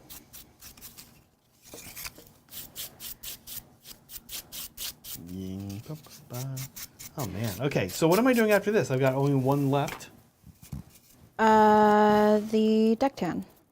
All right. But yeah, I would do even less of that. You know what I mean? Like I like layering different tones, different colors, different hues, different whatever. But like, oh, instead of like putting this all over, I'm just gonna concentrate it in this corner. And I start to try and make like a story in my head of like, oh, maybe like this was like the gathering place for, I don't know, some kids that used to live here or something, and they used to, you know, whatever. And then you start to think about like, okay, well, did everyone leave suddenly? Was there just like suddenly a mass exodus of everybody, and that's why these ruins are abandoned? Or you know, how much life do you want to pour into it, and how much not life do you want to pour into it? I really wish we had the thanks nerd button right now. But like, then you start to get kind of like cute, and it's like, okay, well, maybe they had some chalk or something, and like you can then paint in like a little cute little chalk drawing. That'd be cool, actually. Like you know, the monster they saw. Yeah. That's kind of Yeah, or like, you know, here's just something. Here's some pictures or whatever. Like I like to hide little Easter eggs for people who take the time to like look. And that's really big for me. I can appreciate that. Telling a story. Now, on to deck tan. Yeah. Color, you insist is a real thing. I've never heard of it. Is this it right here? Yes. That's just all deck tan? Yeah, that's all deck tan. And you're sure deck tan doesn't get its name from... You receiving a tan on a deck, yes, because people's skins are all different colors, Zach. No, I know. and this is no one... Well, okay, you're right about that, but that's traditionally, unfortunately, not how colors are named. No. But this would not be the color of anyone's tan from their cruise trip. I would hope not. That is like you're sick or something. This is like bad oyster tan. Yeah. Okay, here we go. All right, here we go. Deck tan. Like I hope you're okay. Ooh, yeah, this is nice. Yeah, it like, and then you can start to like make like little circles or mess up areas. Such as just like mess up areas. Yeah, that's fine. But like you're not messing anything up. You're dry brushing, right? Like you can make little circles. You can be like, oh, okay, this place is a little bit more worn down. You know, whatever, right? Like just you start to make up little things in your head. And oftentimes when I'm painting, I'm listening to a book. And majority of the time it's a fantasy book, so I don't listen to anything else really. And so I just sort of like get lost in like, oh, well, maybe the character that I'm like following along with, maybe they came here and like, you know, explored this part of the city, or I don't know, just something cute. I get it. It's very nerdy, but. Well, yeah, I was just about to say, thanks nerd is definitely. I feel like should be a permanent definitely thing. Gonna have to be a permanent fixture, yeah. That's fair. I had that one coming. I listened to a lot of fantasy books. I was going to put some of them like in the little like top 5 thing. I'm like, I don't think anyone's gonna understand this other than like Harry Potter and you might be surprised. Lord of the Rings. The fans know a lot of weird stuff. Yeah. And I know this because like the rest of us like John like only likes anime. John and I like have no media that we co-consume, I don't think. But like any weird thing John and I bring up, someone will be like, "Oh yeah, I'm watching that. It's cool." Okay. Like I don't watch any anime. Well, I'm listening to the Scour series. I'm about to start book 3 of the Scour series. Scour. I wish I remembered what the author's name was, but yeah. Speaking of fan stuff, we do have fan stuff. Yeah. Let's look at fan stuff. There was some good fan stuff this time around, as there always is. Starting off with these Interceptors, Granite Interceptors by Broken Chef. Broken Chef, yes, we saw you kind of go through this different color values for your pictures, and it was funny because I got to this, I was like, oh, this is a good picture, but it's like a little funky, or good models. I was like, I wish there was a better picture. And then fortunately, I kept going down the thread and saw that you got some help, and I can't remember the user's name who hooked you up with a better version of your photo. But I have the same issue, Broken Chef, actually with the color, the photo booth thingy, you're like, oh, photo booth, that's going to take amazing pictures all the time. But it's really a bit of a science to get that down, and probably a little bit of an art as well. So yeah, but these guys look great. He had a bunch actually. We had to pick one. This is the one I picked. It looks like you're doing kind of like a whole army here almost. I'm guessing. Kind of curious how that's going along. There's something always impressive to me about like, look at all these dudes that I painted all to the same quality, and like, look how many of them. And I'm like, I could never, but I have to. So yeah, yeah, you can. Anyone. It's no, it's always really impressive to me though. Yeah. I think this is awesome. No, these guys look great. I like the basing. Nice tufts. Yeah, I like them. Yeah, I like them. This is cool. gosh. Very. I think it's red. I hope it's red because of the screen. RGB, Yeah, but it stands out, but not in like a garish way, which I appreciate. It's the thing about saturation there. Yeah, really nice. Okay, moving on. Awesome, thank you, Broken Chef. Oh, just a good old tree. We've got some of these behind us right now. I like that. Yeah, it's nice. There's a few pictures of this as well. Good trees. We'll check it out. I forget this user's name. Yeah, I don't know. They look great. Yeah, just to let you guys in on something. My hobby bias is like terrain and boards and tables and anything narratives, dioramas or anything like that. And so if you paint that, I automatically like you more than anyone else who doesn't. This is great. I like it. I'm a big fan of this model as well too. Obviously, this is what yours since I've are, right? painted Yeah. a million of them. But there's just so much you can do. And I like that they did like a variation of like different colored leaves in places, because that is, to me, aesthetically more pleasing than just like painting everything all just one color. Yeah. Yeah, the Sylvaneth Wildwood kit is not just for Sylvaneth. You guys know that. It's not just for AOS. It's a really good tree kit. Yeah, I love it.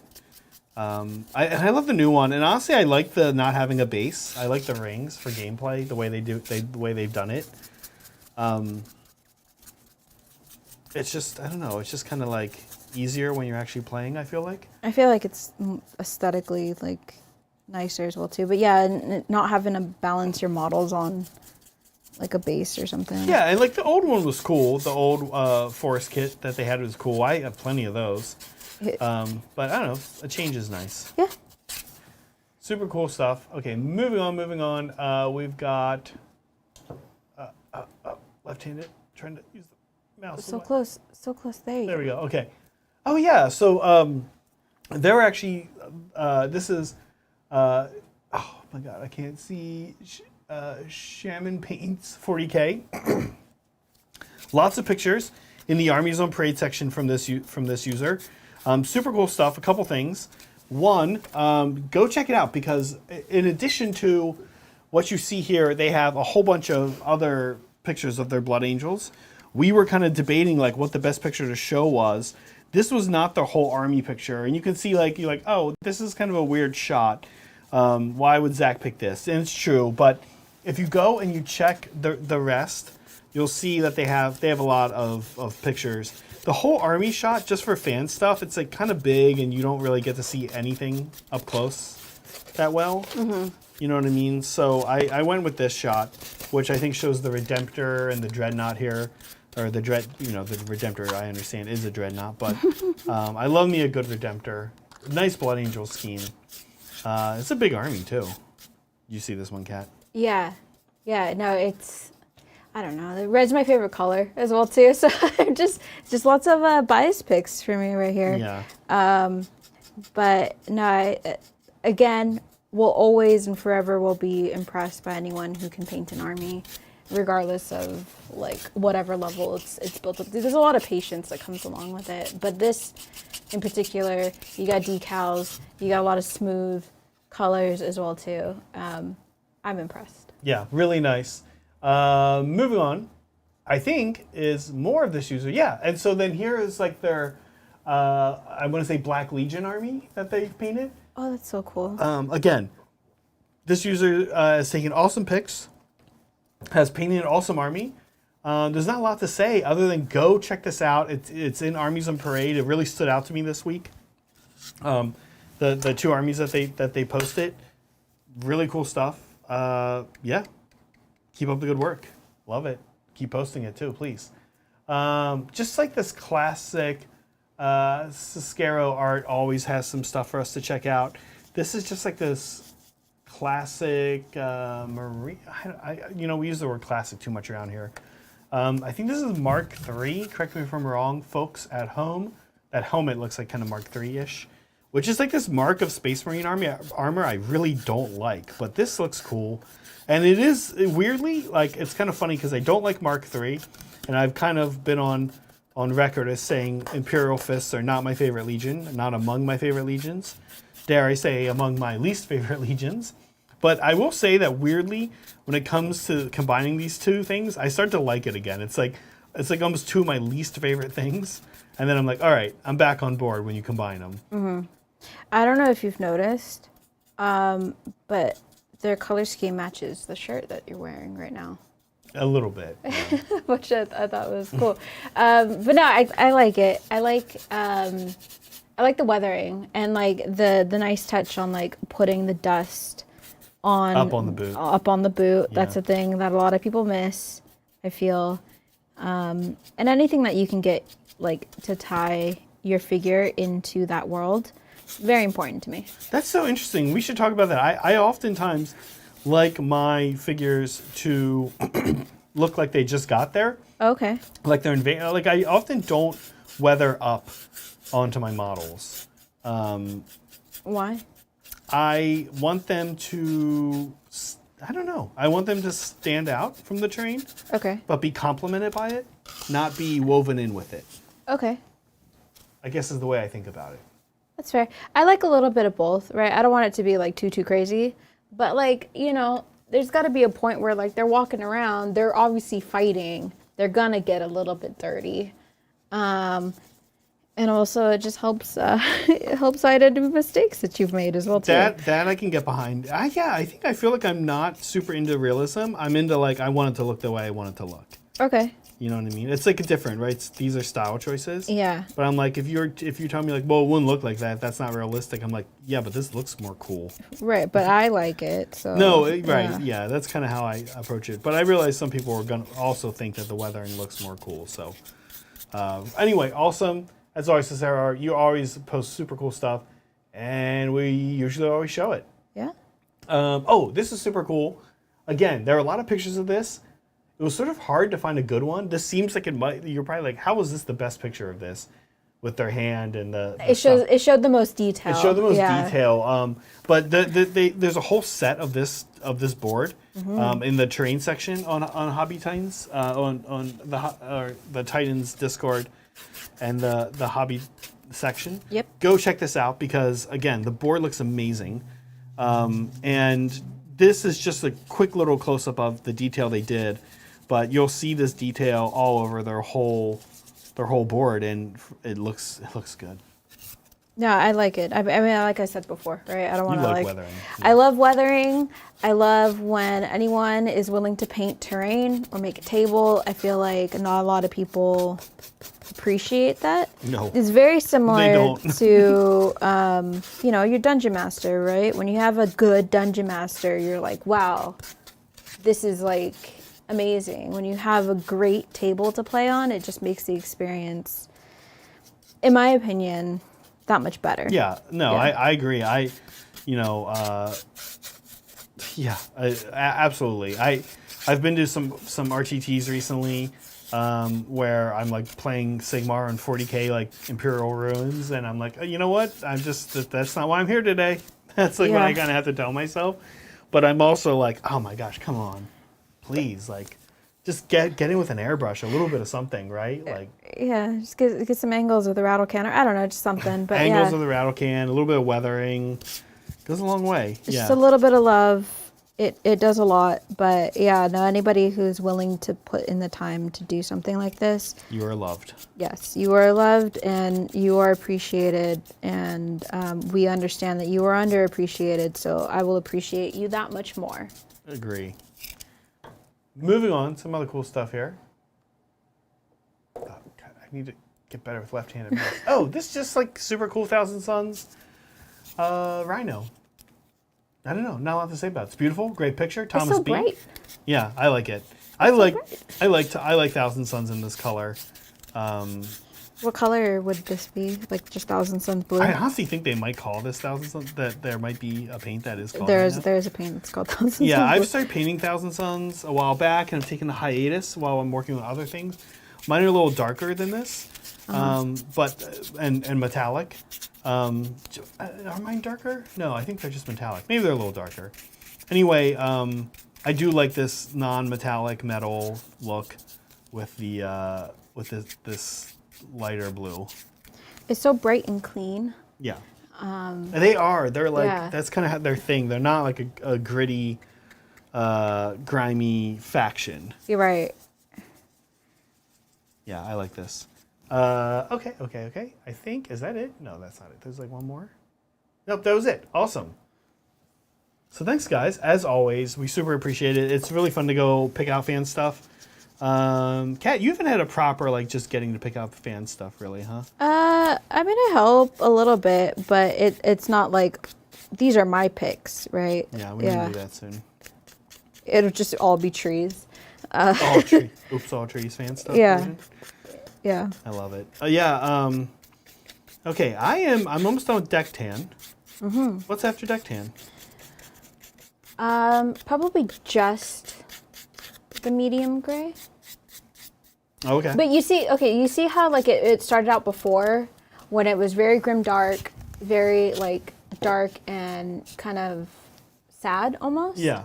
And like all these different layers and like, yeah, we're going up in color and lightness and everything like that, but all these different layers and everything just gives more life. Yes. To it. Yeah. And like some people might be like, well, what's the point of that? Why can't I just, do this or whatever? And it's one of those things where like it might not immediately stand out to you that there's all these different colors on it, but I don't want it to stand out. That's kind of the point. This is almost like what we're talking about when we paint trees, right? Like trees have all these different colors in their bark, hidden in their bark. And it's kind of cool when you look and you can't really, maybe your eyes tell you gray or brown or whatever. Whatever, yeah. But you can't really, then you get looking up close and you're like, wait a sec, what is actually going on here? Right. It's all these different tan, like different grays, maybe some browns, maybe some reds, maybe some greens, just, whatever. It's all these different things. That don't immediately jump out to you, but when they're not there, that jumps out to you. Okay, so now when I do the light gray, kind of this medium gray, is that this guy? That is that guy, yeah. Okay. I think that might be, I'll be dry right now though, but yeah, That's you okay. could just use the same color. When I do the medium gray, am I still also selective areas, or am I going over? I would just go over wherever, right? Like you're going to be less careful with this because it's essentially just the more We're lightening up?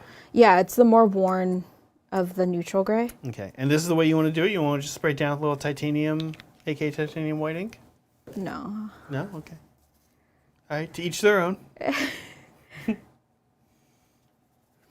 a very different look, right?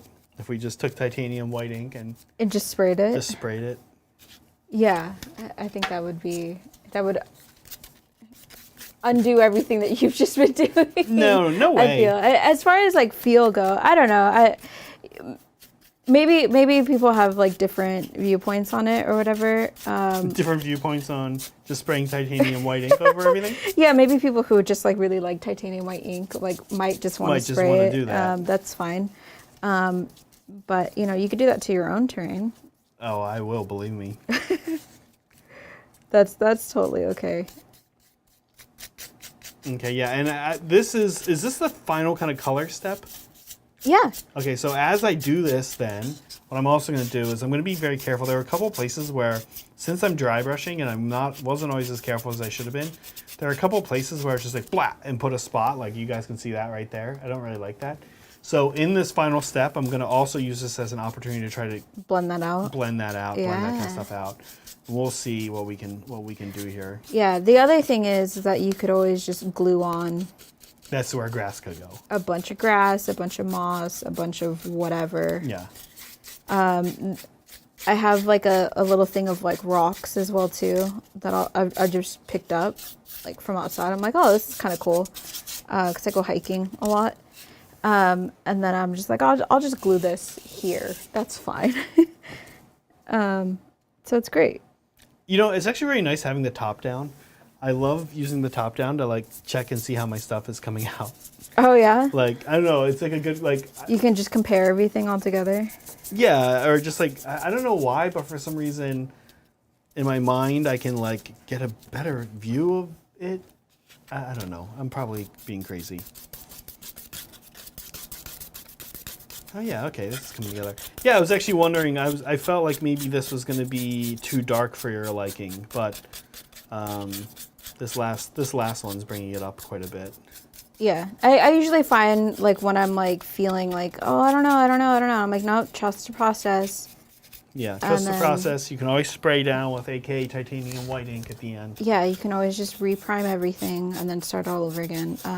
Look, you exposed me to this product, so you created this monster. That's fair. It's great. It's great. I don't put it on everything, but I understand being like, oh my god, I love this. I want to do it to everything. That's how I feel about moss. Yeah. Yeah. Well, titanium white ink, it just like increases the value of everything. But you know what? That's not usually something I want to do with terrain, right? Yeah. That's the catch here in this situation. Okay, so there you can see these two have had this final kind of dry brush of this light color of medium gray, which I gotta say, medium gray, AK calling this medium gray, that's a stretch. That's a light gray, AK, come on. Oh, I don't know about that. That seems pretty medium to me. That seems medium to you? I think the neutral gray is medium. I think that I think the neutral gray, I don't know. Even the This is neutral. That's neutral. Yeah, that's medium to me. Okay. Okay. So there you can see these two have had the final white, medium gray, paint on them. And I'm actually trying to be a little more aggressive with this. I mean, I should probably check with Kat on that, but I guess I'm... Let me grab a piece of her other stuff and see how it looks on here, actually. Oh, yeah. Mm-hmm. Blends pretty nicely. Nice. Okay, I'm going to do this one because it's actually the right size. So one sec. Okay. This guy over here. Okay, and how are you doing? Oh, I'm just painting metallics now. So I painted little bits on here, just over the doors. Get a little zoom here. Yeah. Let's move this. I painted little tiny bits of the things over the doors. This little sun right here, it's kind of cute. But then I did the things over the doors over here as well too. And I didn't try and like super saturate anything that I painted. Like this is Retributor armor, but I'm using it very watered down, in a sense, so that way it's not as bright when it goes on, and you still get that kind of stone look or whatever. What I'm trying to do with these is make it look like it was stone, and then the gold was placed on top of it, and it's chipped away a little bit in places, or it's worn off in places, it's burnished away in different areas. And then I did the same thing with the things in here. But a lot of these recesses in here, I'm gonna fill with the lighter blue color that kind of ties all of the terrain together in a way. Yeah. And then this will also be gold as well too. In places, I'm thinking of making this same color, but I haven't decided yet, which is also why I haven't started painting it. Yeah. We might do that off stream. Yeah. And then there's these dudes that go the statues on the sides here as well too. I'm not entirely sure if I even want to put them on. They're very Sigmar-y. I might weather them a little bit more, and like by weather that I mean like take some sandpaper to it and like grind it down or take like a hobby knife and like kind of chip it up a little bit more. Yeah. Because I don't want them to look very Sigmar-y. That's my kind of thing. Right. Yeah. They are literally basically statues of Sigmar and Stormcast Eternals. Yeah. And while that's cool, I want this board to be more, what did you say? Agnostic? Yeah. Yeah. I want this board to be a little bit more versatile than that. Yeah. Well. So I like the statues. I think it's cool. I think there should be some iconography on these things. But what that iconography is, you don't know. It's been lost to time. So. I like it. Okay. Let's see. Here we go. So here is... now, we haven't added any of the grass yet, but... yeah, I like it. Right? Yeah. I think the light is cool. And I actually like this like big This thing there. I think it's cool. I think I would put like some more bricks around it, or maybe like some sand, just some crumbling away sand or something. Yeah. Just to make that like make more sense of why it's more worn there. But I do like stuff like that. So any little like mistake that you make with terrain, they're just happy little accidents. Yeah, figuring out some kind of way to lean into it a little bit. Yeah. Yeah, I like it. Okay, I think we had actually at least one more super chat. Let me see here. Master Cat's flashback. Accusing Cat of being a werewolf. Okay, let me... oh, there it is. Thank you, Broken Chef. Thanks for picking my stuff. Those are part of 2K Army due the 23rd, which is actually getting done after 5 days. Next is Custodes by the 23rd, too. Yeah, so Broken Chef is doing commission painting. That sounds like a heavy cue, but this is, I think this is I know this is his main gig right now. So it is crazy, Broken Chef. I will say, like you, this is largely my main gig right now. And I will say, it is really crazy how much you can get done when you're not worrying about other stuff. That's all you have to focus on. Yeah. It's kind of nice. So, good luck. And those aren't terribly brutal. Custodes aren't, it's not a ton of models at least. And they're big. It's kind of a nice army to paint. Is it something that like you can just easily airbrush or? Yeah, it's like that you've seen. It's like the big gold guys. The whole army's like golden and. No. Okay. No. Yeah, I feel like I don't have a whole lot of like retention when it comes to 40K knowledge. Yeah, that's okay. You would know them if you saw them. You'd be like, I'm sure. I'd be like, oh, those are dudes from 40K. They're like big golden dudes. Okay. That's the best way to describe them. I'm just picturing Space Marines. They're kind of like Space Marines. Custodes players would be furious with me for saying that, but actually, Space Marine players would probably be furious with me for saying that. Okay. No, Stormcast. There you go. I was. Oh yeah, kind of. A lot of people use parts from them interchangeably. Oh, okay. For things. Yeah, it's definitely not a bad comparison, and visually pretty similar in some ways. All right, Kat. So we're almost at 3 hours. What are you thinking you'll finish up here tonight? Let's check in, see how things are looking. Yeah. So I'm painting these here.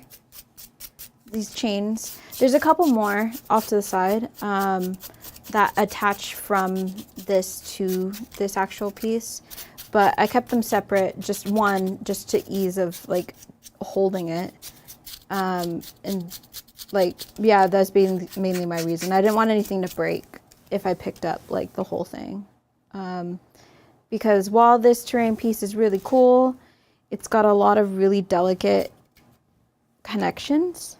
Right. Which aesthetically is great, but when you're moving around pieces and stuff, it makes you kind of question it a little bit. And terrain doesn't get treated the best to begin with. So. Wow, we're really going through these solo cups. Yeah. Okay, I have a box of them. So here's what I'm gonna do. So I didn't actually process your answer of what else you think you're gonna do here on stream today. Did you answer that? Oh, I was just finishing up the gold. Oh, okay. Yeah. Great. What I'm going to do, I have a few of these left to do with the final yellow color. Not yellow, the gray. I don't know why I confused yellow for gray. But in the meantime, what I'm going to do is put a little bit of the moss on.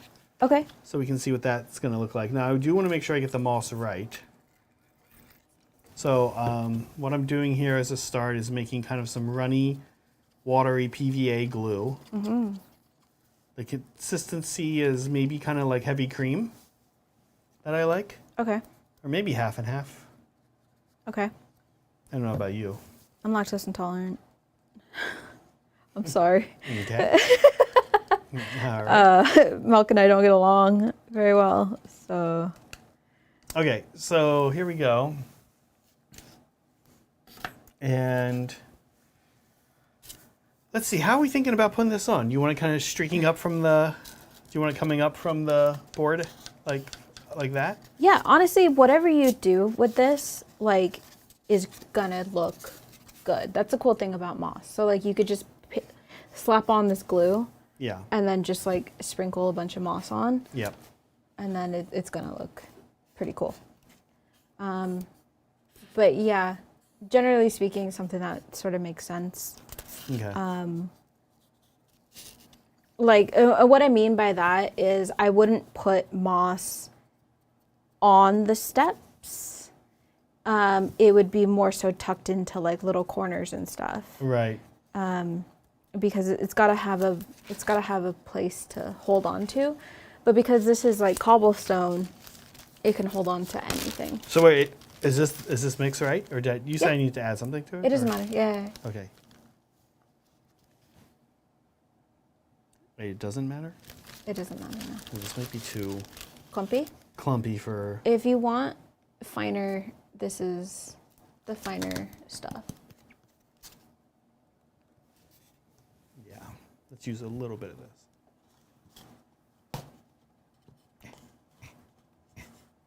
Okay. Do you want me to pour it in a cup for you or something? Is it making you nervous, me doing it this way? No, I'm just wondering exactly how much you're getting out when you're doing that. Yeah. Here you go. But yeah, I have these massive tubs from Woodland Scenics. And it might seem like it's a lot, but you get to the point where you're making a whole table and then you're down to here. It goes quick, yeah. Maybe you can get 2 tables out of one shaker, but if you're using different colors and stuff, how I like to clump so you grasses together. Buy multiple types and blend them together. Yeah. And like how I like to clump grasses together and stuff, then you can get a little bit more life out of them. Yeah. It's actually one of the first boards I ever made. I did some of this, and I haven't done it in a while. But it really adds a lot. Okay, give this a knock. Okay, and there we go. This little guy on here. Okay, we'll put this on Glam Cam. So here you can see Kat's. Kat has previously painted this piece, and then now it has a base for it. Probably we would not, I don't know, this base is a little, I happen to pick kind of one of the smaller ones to do, but there we go. Oh, looks good. Nice. I was curious, as you were having me paint it, the stone, the bases I was painting up for you, you gave me a lot of grays, and I was kind of like I said, I tend to gravitate towards monochromaticism. I was like, does she not want these to be tan, sandstone kind of color? No. But I was like, okay, I guess she knows what she wants. She knows what she's talking about. I was like, okay, here we go. I really like it. Yeah. I want it to be obvious that they're made out of 2 different materials. Okay. And honestly, now that I'm looking at this, I think the fountain better matches this piece than the Lumina thing, but I think it's funny. The fountain? What do you mean? This, yeah, because you could see the triangles on the fountain match the triangles on this piece. Oh, as yes, well. yes, by the way. Sorry, yes, Yeah. these two are from the same set. Oh, okay. They're from the waterfall is new. Yeah. But it is absolutely, this is the Sigmar, like, this is like the Stormcast stuff. I see. And that's why the statues you had there that Yeah. you were reluctant to put on our Stormcast. Yes, yeah. What I also wanted to do with this was file down the faces on these things as well too, and I might actually still do that, just to make it less Stormcasty. But no, like I wanted it to be obvious that there are two different materials. I find that if you make everything look the same always, it just, your eyes kind of fall off of it and you're not drawn to it. Interesting. Yeah. And I want people to look at it. And I like the bricks. Honestly, it looks like the bricks came off of like the crumbled bit of foundation on this thing as well too. Yeah. Yeah. Awesome. No, I think it's great. Okay, and should we show where you're at on this? Sure. Okay. We'll pull this guy. Oh, wow, it happens to stick here now. I don't know if that's a good thing or a bad thing. Okay, so, these are like almost done. How does this? There's a back piece that's open. That? Yeah, and then that will slot onto. There you go. See. It's like a play set. Yeah. Okay, so what's left on this guy? The light blue, in the little triangle pieces and stuff. Oh, right. And then I need to dry brush the water with the lighter blue, just like what the fountain is. Yeah. And then moss and moss and moss and moss, and just picking out the little details that are on the bases of this. Yeah. Because there's a bunch of little small bones. There's like a whole skeleton on it. And tufts as well too would be what would be next. And then after that, I might go in with a lighter ivory color and dry brush the temple part of the fountain. Okay. But yeah, for the most part, it's almost done. Yeah. Yeah. Nice. So this is a board that we'll be working on probably intermittently for the next couple months. Basically, whenever Kat's like, hey, I want to add this to the board, we'll add something to the board. I have a few of these left to finish up here for you.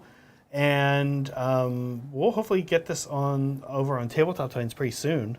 In a couple months. Yeah, or a month maybe, how fast we finish this. Awesome. Kat, how are you feeling? Anything else? Anything to bring up? Any fun news? We don't normally do this. It's a whole new segment I've suddenly dropped on you where you have to tell news. It's not a real segment. I was just awkwardly asking you if you had nothing. No, okay. Yeah. Well, guess we won't try that again. No, that's fair. I mean, the only thing I could think of is my cousin's getting married this weekend. Yeah. So congratulations. That's fun. But other than that, that's basically it. Well, I think, let me think here. Next week, I don't even know if we know we're doing yet next week. No. We'll figure it out. But I think that brings us to the conclusion, which is great. So be sure, guys, if you did like this, if you haven't liked and subscribed, please do. Otherwise, as we like to say around here, be kind to yourself, be kind to each other, and always be creating. See you guys.